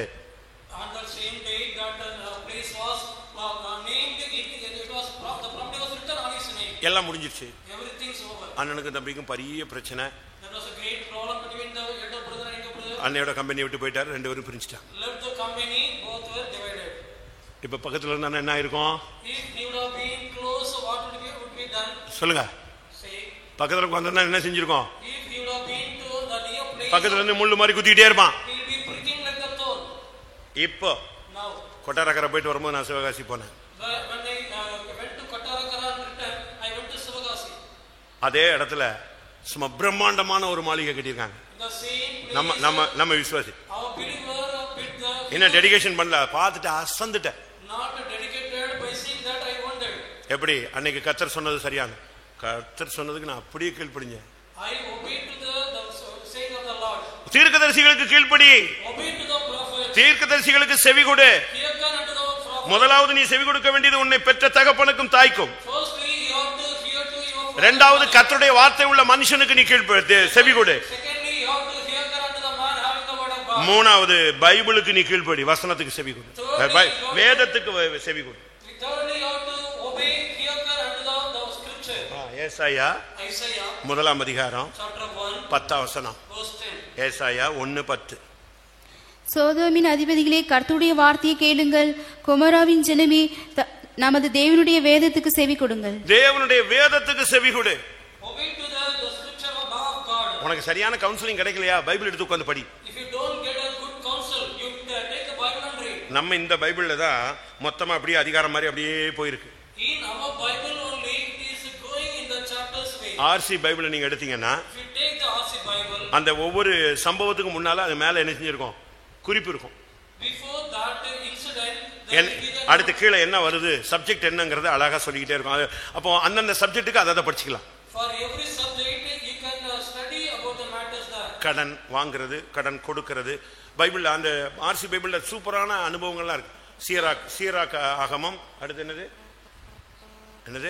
தொபியா, 1 தொபியா 2 தொபியா, அப்படிலாம் ஒரு 6-7 புக்கு இருக்கு. அதுல நீங்க படிச்சு பாத்தீங்கன்னா ஒரு வாலிப பையனோடு ஒரு வாலிப பொன் டேபிள்ல முழங்கை ஊனி பேசக்கூடாது. என்னெல்லாமோ இருக்கு, நீ படிச்சு பாரு. அதை படிச்சாலே பரலோகம் போயிடுவ நீ. By reading that 6 or 7 books in the Bible of RC, if you read that, you can go to heaven. புரியுதா உங்களுக்கு? Do you understand? நீ வேணா வீட்ல போய் உட்கார்ந்து படிச்சு பாரு. Go and study in ஒரு டேபிள்ல உட்கார்ந்து முழங்கை ஊனி ஒருத்த மூஞ்ச பார்த்து ஒரு பையனும் ஒண்ணும் பொண்ணும் பேசக்கூடாது. அப்படி பேசினாலே தொலைஞ்சு போச்சுன்னு பைபிள் அங்க இருக்கு. A girl and boy putting the elbow upon the table, they should not speak. ஆனா அவங்க அதுக்கு கீழ்ப்ப சிலை வழிபாட்டின் தொடக்கமே விபச்சாரத்தின் துவக்கமாயிட்டுன்னு எதுல இருக்கு, ஆர்சி பைபிள்ல இருக்கு. ஆனா அதெல்லாம் இவன் படிக்க மாட்டான். In the RC Bible, the idolatry worship of the hairline, it is starting by the idolatry worship. மூன்றாவது நீ செவி கொடுக்க வேண்டிய ஆளு பொருள் எது, வேதத்துக்கு செவி கொடு. Thirdly, you have to hearken unto the law, the scripture. உம்முடைய வேதத்தை நேசிக்கிறவர்களுக்கு மிகுந்த சமாதானம் உண்டு, அவர்களுக்கு என்ன கிடையாது, இடறல் இல்லை. Those who hearken unto your law, they will have the great peace, there will not be any stumbling for them. பைபிளை வச்சுக்க. நியாயப்பிரமாணத்தின் ஒரு பிரதியை எடுத்து எழுதி வைத்துக் கொண்டு நீ காலமெல்லாம் படி, உன் ஜீவன வாழ்நாள் என்ன செய்யும், நீடித்திருக்கும். Take the one copy of the law and read that, your lifetime will be prolonged. உனக்கு டைம் போலையா, பைபிள் எடுத்து படி. If the time is not possible, take the Bible and read. நீதிமொழிகள் எடுத்து படி. Take the law. சங்கீதங்கள் எடுத்து படி. Take Psalm and read. நிருபங்கள் எடுத்து படி. Take the exercise. சுவிசேஷத்தை எடுத்து படி. Take the gospel. தீர்க்க தரிசனங்கள் எடுத்து படி. Take the prophecy, prophetical book and read. Muslims எதை வச்சிருக்கான், What the Muslims are keeping, 5 புத்தகம் தான் வச்சிருக்கான். they have the 5 books. 5 புத்தகம் தான் வச்சிருக்கான். Only 5 books. ஆதியாகமம், Genesis, சொல்லுங்க, யாத்திராகமம், Exodus. இப்படி 5 தான். அதுதான் அவங்களுக்கு இஞ்சில். அந்த 5 தான் வானத்திலிருந்து இறக்கப்பட்டதுன்னு சொல்றான். That the 5 only the engine for them that was brought down from the heaven, they say. நான் எதுக்கு இதை சொல்றேன்? வேதம் தான் முக்கியம். வேதத்துக்கு செவி கொடுக்கிற மனுஷன் பாக்கியவான். பைபிளை படி. புருஷன் வேலைக்கு போயிட்டானா உட்காந்து பைபிள் படி. எதுக்கு இருக்கிற கண்ட கழுத புக்கெல்லாம் வீட்டில் உட்காந்து சப்ஸ்கிரைப் பண்ணி வாங்கி ஒத்துக்க படிக்கிற? அடுத்து அந்த வேதத்திலையும் பைபிள் சொல்கிறது சில வசனத்துக்கு செவி கொடு. ஏசாயா 32:9. சுகஜீவிகளே, ஸ்திரீகளே, எழுந்திருந்து என் வார்த்தைகளை கேளுங்கள். நிர்விசாரமான குமாரத்திகளே, என் வசனத்துக்கு செவி கொடுங்கள். என் வசனத்துக்கு செவி கொடுங்கள். ஆண்டவர் சொல்றாரு செவி கொடுனா எதுக்கெல்லாம் செவி கொடுக்கணும்? தகப்பனுக்கு செவி கொடு, தீர்க்க தரிசிகளுக்கு செவி கொடு, வேதத்துக்கு செவி கொடு, அடுத்து வசனத்துக்கு செவி கொடு, அடுத்து ஊழியர்களுக்கு செவி கொடு,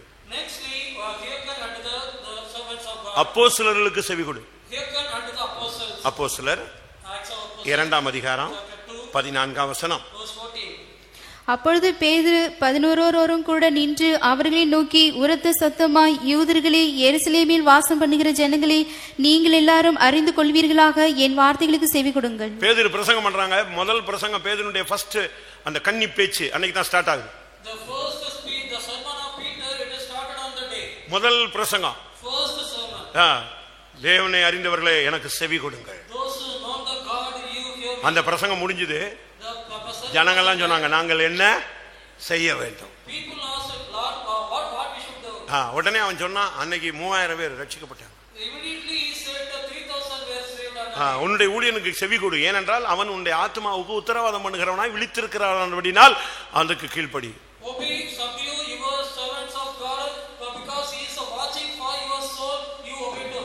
அடுத்து இயேசுவுக்கு செவி கொடு.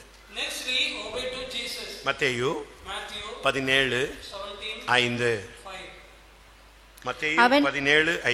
அவன் பேசுகையில், இதோ ஒளியுள்ள ஒரு மேகம் அவர்கள் மேல் நிழலிட்டது. இவர் என்னுடைய நேசகுமாரன், இவரில் பிரியமாயிருக்கிறேன், இவருக்கு செவி கொடுங்கள். ஆண்டவர் சொல்றார் இவருக்கு செவி கொடுங்கள். ஆண்டவர் உன்கிட்ட பேசுறதுக்கு நீ செவி கொடு. மார்க்கு 7:14. பின்பு அவர் ஜனங்களை எல்லாரையும் வரவழைத்து அவர்களை நோக்கி, நீங்கள் எல்லாரும் எனக்கு செவி கொடுத்து உணருங்கள். நீ செவி கொடுத்தாதாங்க உனக்கு மண்டையில ஏறும். என் ஜனம் என்னுடைய வார்த்தைக்கு செவி கொடுத்தால் நலமாயிருக்கும், என்னுடைய வழிகளில் நடந்தால் நலமாயிருக்கும், அப்பொழுது நான் அவருடைய எதிராளிகளை சீக்கிரத்தில் தாழ்த்துவேன். ஆண்டவருடைய வழிகளில் நீ நடக்கணும். என் வழி தனி வழி, என் வழி சொந்த வழின்னு சொல்லக்கூடாது. நமக்குன்னு ஒரு வழி கிடையாது. கர்த்தருடைய வழிதான் நம்முடைய வழி.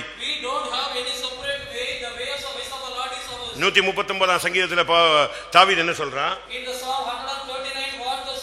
24 வசனத்தில் வேதனை உண்டாக்கும் வழி என்னிடத்தில் உண்டோ என்று பார்த்து என்னை என்ன செய்யும்? நித்திய வழியிலே என்னை நடத்தும்.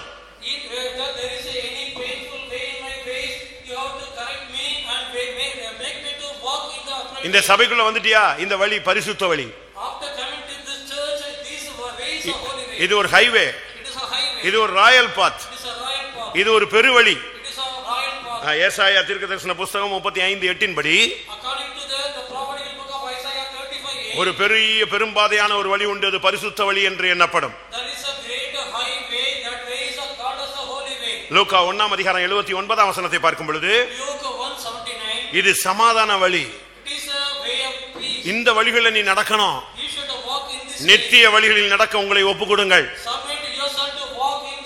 பரிசுத்த வழியில நடக்க ஒப்பு கொடுங்கள். சமாதான வழியில நடக்க ஒப்பு கொடுங்கள். 101 சங்கீதம் 2 வசனம் 6 வசனத்தை பார்க்கும் பொழுது உத்தமமான வழியில் நடப்பேன் என்று சங்கீதக்காரன் சொல்லுகிறார். ஆமென். இது ஜீவனுக்கு போகிற வழி. மத்தேயு 7:14 வசனத்தின்படி இது ஜீவனுக்கு போகிற வழி.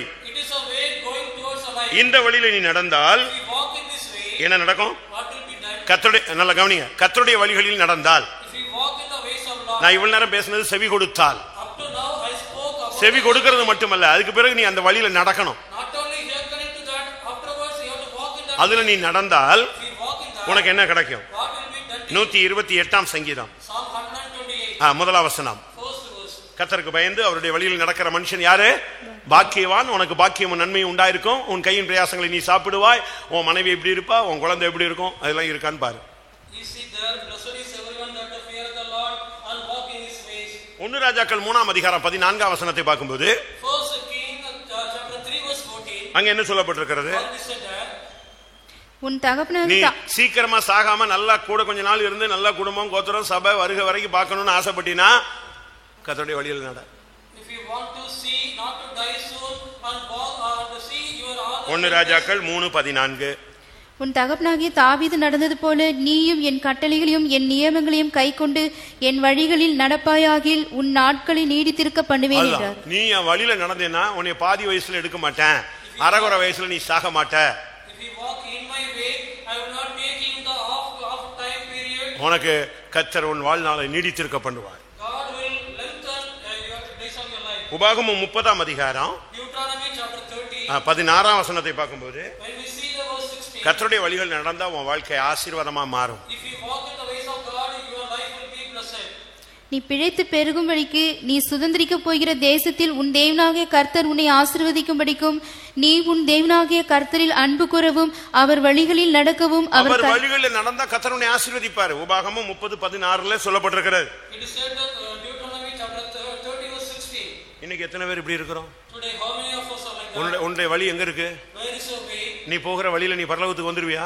In the way that you go, whether நீ போகிற பாதையில நீ சீயோனுக்கு வந்துருவியா? in your way, whether you come to நீ போகிற வழியில புதிய எருசலேம் வந்து சேர்ந்துருவியா? in your way, will you come to the New Jerusalem? நீ கர்த்தருடைய வழிகளில் நடந்தால் உன்னை பரிசுத்த ஜனமாய் மாற்றுவார். If you walk in the ways of God, God will make you as a holy nation. உபாகமம் 28ஆம் அதிகாரம் Deuteronomy chapter 28. 9ஆம் வசனம் என்ன சொல்லுகிறது? What the verse 9 says.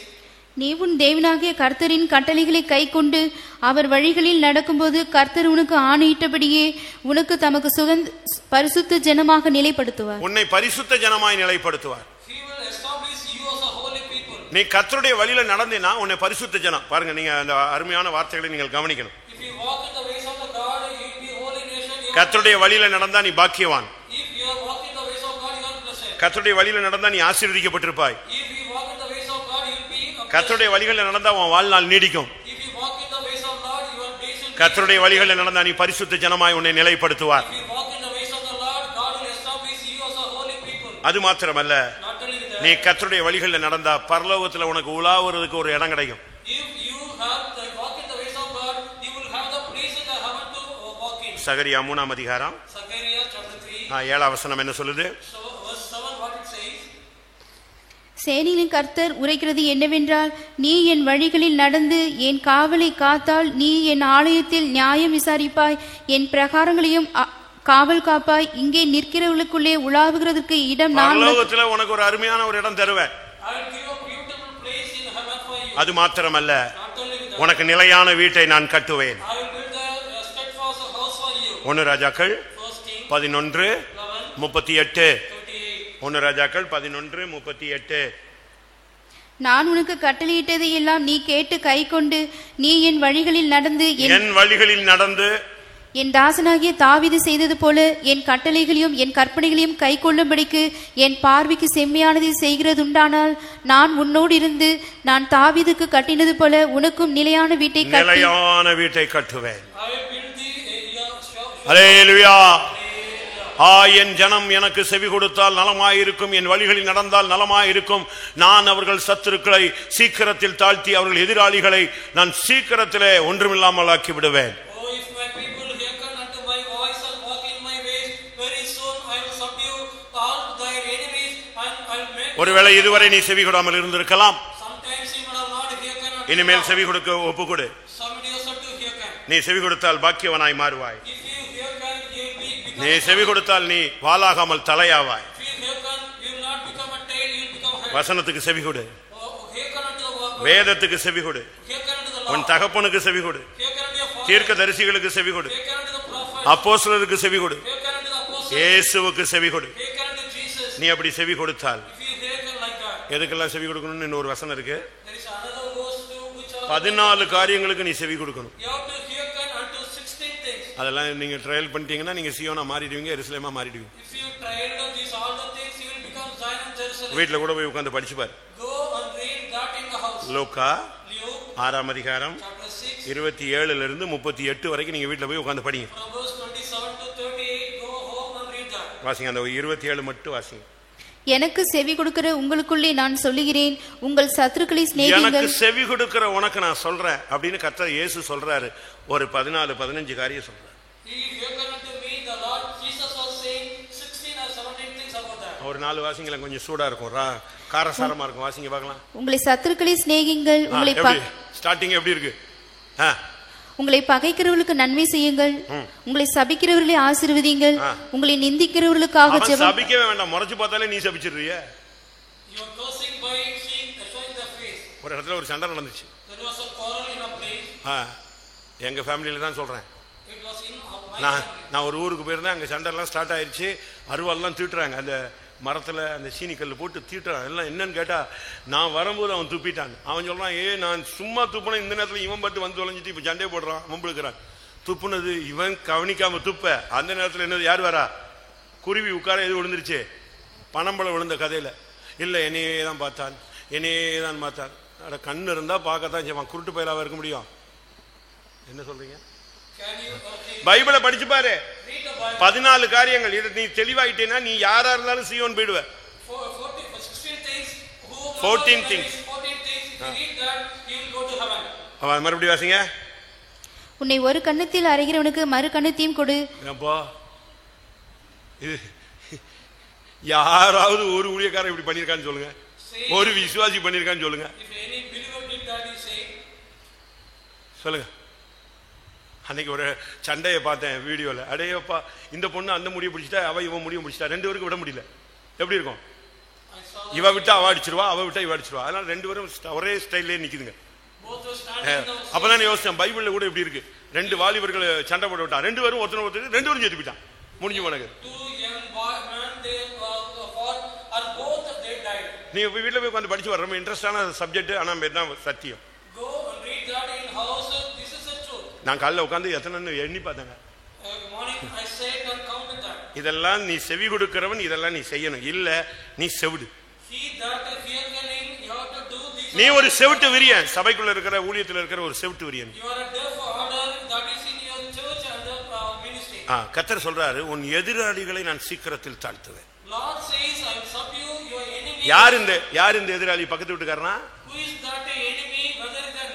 இல்ல உன்னுடைய கூட பிறந்தவனா? உன் மனைவியா? எதிராளி யாரு?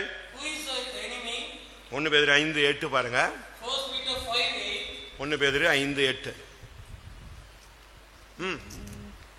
தெரிந்து புத்தியுள்ளவர்களாய் இருங்கள், விழித்திருங்கள், ஏனெனில் உங்கள் எதிராளியாகிய பிசாசானவன். யாரவன்? எதிராளி யாரு?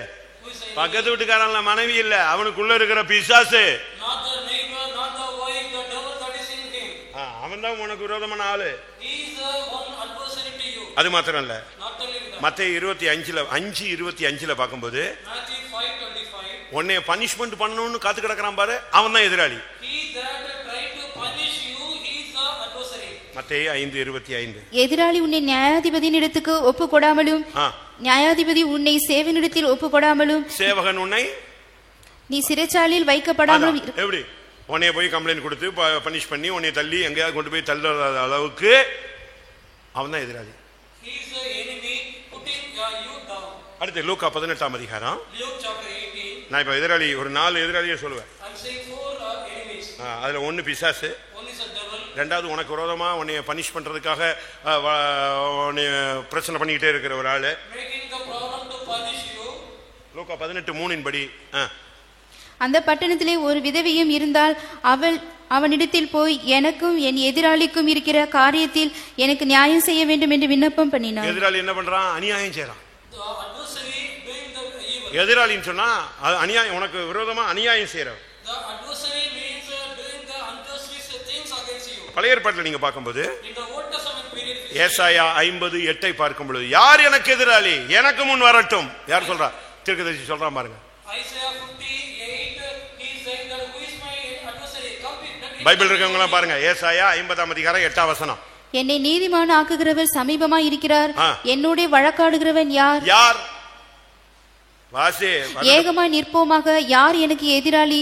அவன் என்னிடத்தில் வரட்டும். யார் எனக்கு எதிராளி? வா, பிசாசா, செய்வனையா, துரோகியா, நம்பிக்கை துரோகியா, காட்டி கொடுக்கிறவனா, கூட இருந்தே குழி பறிக்கிறவனா? வா, யார் எனக்கு எதிராளி? எனக்கு முன்னே வாரட்டும்.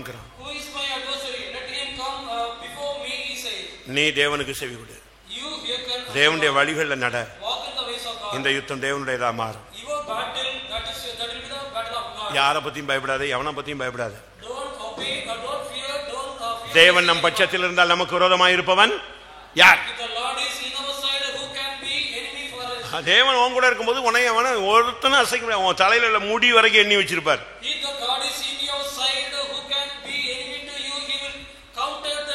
எந்த வல்லமே உன்னை டச் பண்ணவே முடியாது.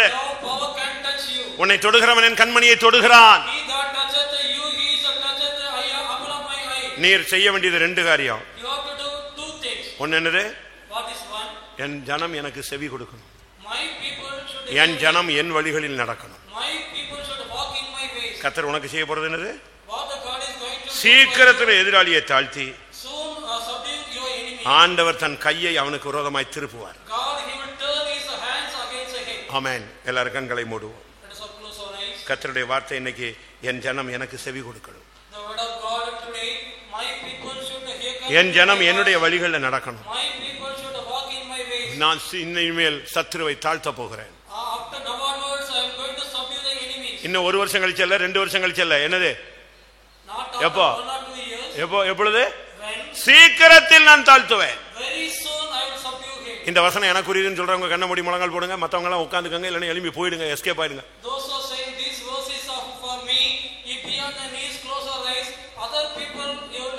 இது தேவன் என்கிட்ட பேசினாரு அப்படிங்கறது விசுவாசிக்கிறவங்க எத்தனை பேர்? ஏன் சத்துருவை விட்டுக்கிட்டே இருக்கிறாரு? ஏன் சத்துரு தன்னுடைய குதிகால நம்ம மேல உயர்த்திக்கிட்டே வரான்? வேலை ஸ்தலத்துல, வீட்டுல, தொழில்ல, குடும்பத்துல, ஊழியத்துல, சபையில, பிரயாணங்கள்ல, சொந்தங்கள்ல, நண்பர்கள் மத்தியில, எங்க போனாலும் பிசாசு தான் தலையை தூக்கிக்கிட்டே வரான், எழுத்து நிற்கிறான், உன்னை ஒரு வழி பண்ணிக்கிட்டே இருக்கிறானே. காரணம் என்ன?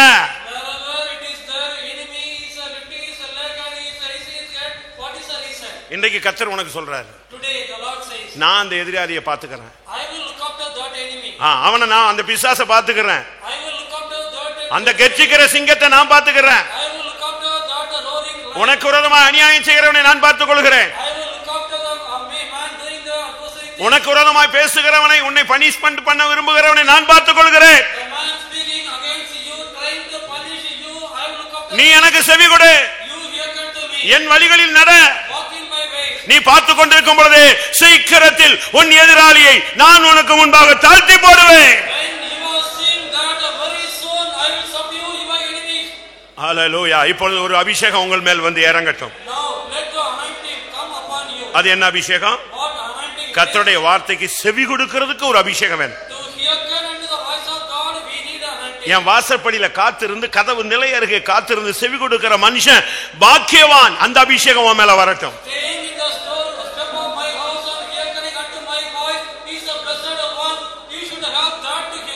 உன்னை கர்த்தர் வாளாக்காமல் தலையாக்க போராடி கொண்டிருக்கிறார். இனிமேல் கர்த்தர் உன்னோடு பேசுவார், உனக்கு ஆலோசனை சொல்லிக் கொடுப்பார், நடக்க வேண்டிய வழிகளை உனக்கு காட்டி கொடுப்பார், உன்மேல் தன் கண்ணை வைத்து உனக்கு ஆலோசனை சொல்லுவார். ஆண்டவரே, நீங்க என்ன சொன்னாலும் கீழ்ப்படிவேன், உம்முடைய வழிகளில் நான் நடக்க ரெடி ஆயிட்டேன், என் எதிராளிகளை மட்டும் தாழ்த்தி போடும் ஆண்டவரே. வாய் திறந்து சொல்லு, என்னை நீதிமானாக்குகிறவர் சமீபமாயிருக்கிறார். என்னோடு வழக்காடுகிறவன் யார்? யார் எனக்கு எதிராளி? வரட்டும். எழும்பி நில்லு, கர்த்தருடைய வார்த்தைக்காக செவி கொடு, கர்த்தருடைய வழிகளில் நட. இன்றைக்கு யுத்தம் தொடங்குகிறது.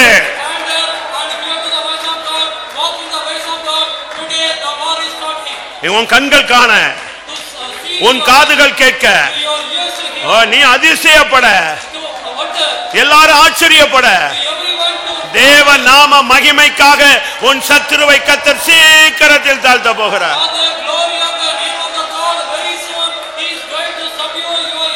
இனி வருஷங்கள் கிடையாது, மாதங்கள் கிடையாது, வாரங்கள் கிடையாது, நாட்களுக்குள்ளே தேவன் கிரியை செய்வார். மணி நேரங்களுக்குள்ளே கிரியை செய்வார். நிமிடத்துக்குள்ளே கிரியை செய்வார். இந்த நொடியிலேயே தேவன் கிரியை செய்வார். ஒரு நிமிஷத்துல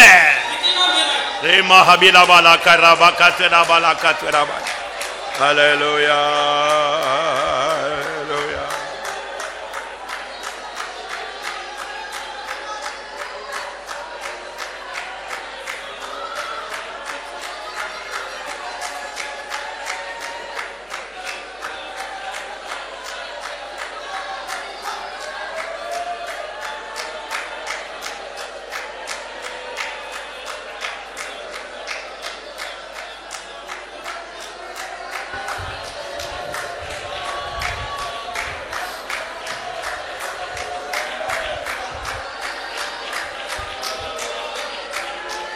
Hallelujah. Rivala makara makara bana dina makara bana dina bana kara makara bania.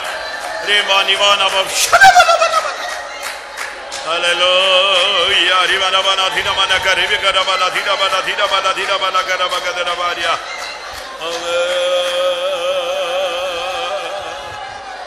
Amen. Nambi vande nundan samugame. மகிமை வல்லமை நிறைந்த சமூகமே, நம்பி வந்திருந்த சமூகமே, மகிமை வல்லமை நிறைந்த சமூகமே,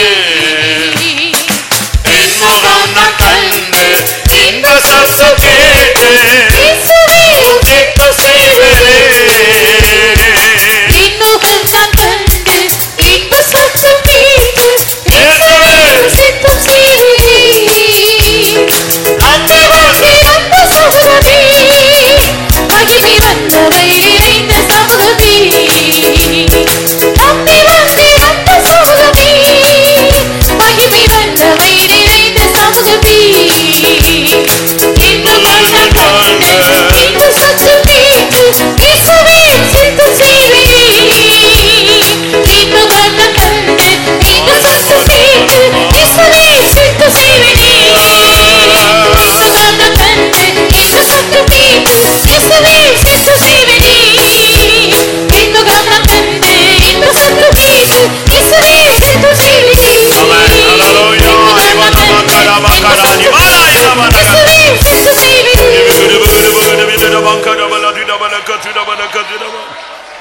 Hallelujah. Dibala yidabala dibala bakara bala kara bakara bala dibala shida bala kara bakara bala dibala kara dida dimana dibila bala kari bila bala bala shida bala kari bila bala katiri bila bala katiri bila bala katiri bila bala shada da da da da bakara bakara bala bakara bala bala.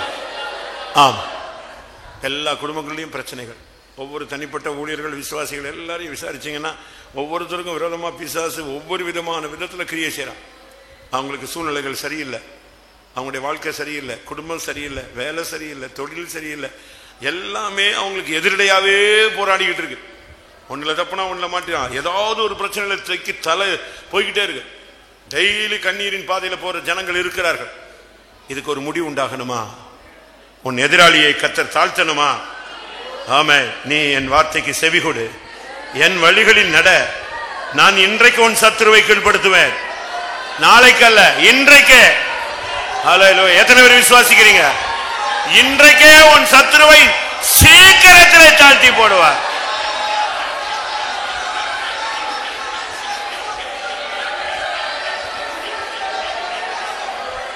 ஹல்லேலூயா. Bakara bala bakara bala tida bala tida bala kara bala tida bala kara bala tida. Hallelujah. ஆம், நான் ரட்சிக்கப்பட்டதிலிருந்து இத்தனை வருஷங்கள் இந்த பாதையில் போய்கிட்டு இருக்கும் பொழுது எனக்கு விரோதமாக எழும்பின எத்தனையோ எதிராளியை கர்த்தர் தாழ்த்தி இருக்கிறார். அதை என் வாழ்க்கையில் நம்ம அனுபவிச்சிருக்கிறேன்னு சொல்றவங்க மட்டும் கை வைத்துங்க. அந்த பாதையில போய் ஜெயம் எடுத்தவர்கள் கரங்களை உயர்த்துங்கள். சும்மா எல்லாரும் கை வைத்த வேண்டாம்.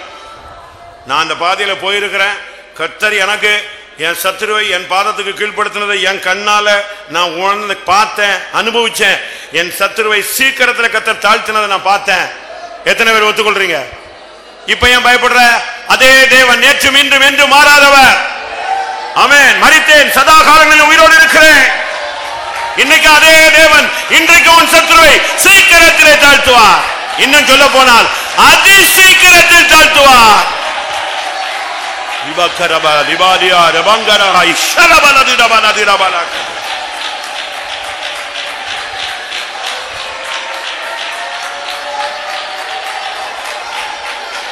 ஆமா, வாயை திறந்து சொல்லுங்க.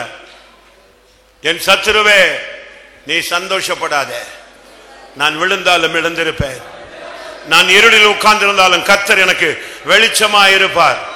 நீ இந்த வசனத்தை சொல்லும் பொழுதே சத்துரு தோத்து போனான். ஹல்லேலூயா. அவன் தலையில சம்மட்டி எடுத்து அடிக்கிற மாதிரி. ஹல்லேலூயா. ஆமென், ஆமென்.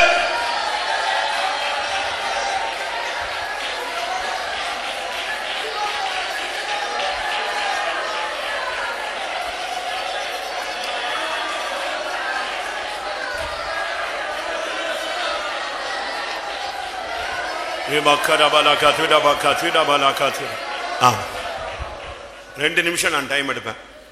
2 நிமிஷத்துக்குள்ள கர்த்தர் இந்த பிரசங்கத்தினுடைய அந்த 2வது பகுதி, ஒரு பகுதி செவி கொடுத்து வழிகளில் நடப்பது, 2வது பகுதி, முதல் பகுதி நம்ம பகுதி, 2வது பகுதி சீக்கிரத்தில் எதிராளிகளை தாழ்த்துவது. எதிராளி எங்க இருக்கான்? வீட்டிலையா, குடும்பத்திலையா, ஊர்லையா, வேலை ஸ்தலத்திலையா, தொழில் இடத்திலையா, எங்க இருக்கான்னு பாரு. இப்ப அந்த யுத்தம் தொடங்குது. ஹல்லேலூயா. அவன் யாரா இருந்தாலும் இப்ப அவன் கழுத்தை பிடிச்சு கர்த்தர் திருப்புவார். அவன் முழங்கால முடக்குவார். சமாதானத்தின் தேவன் சாத்தானை உங்கள் கால்களின் கீழே நசுக்கி போடுவார்.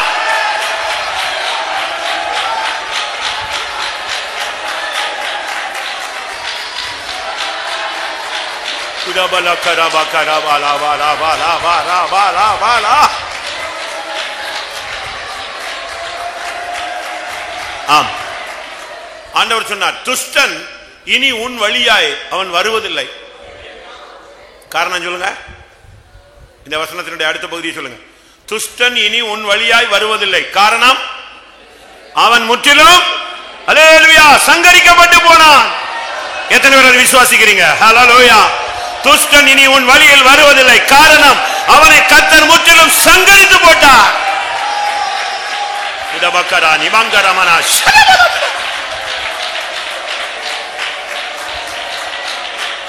ஆண்டவரே ரிவல பக்கர பல தின பல கர வின பல கதுன பக்கர பக்கதுன பக்கதுனமானி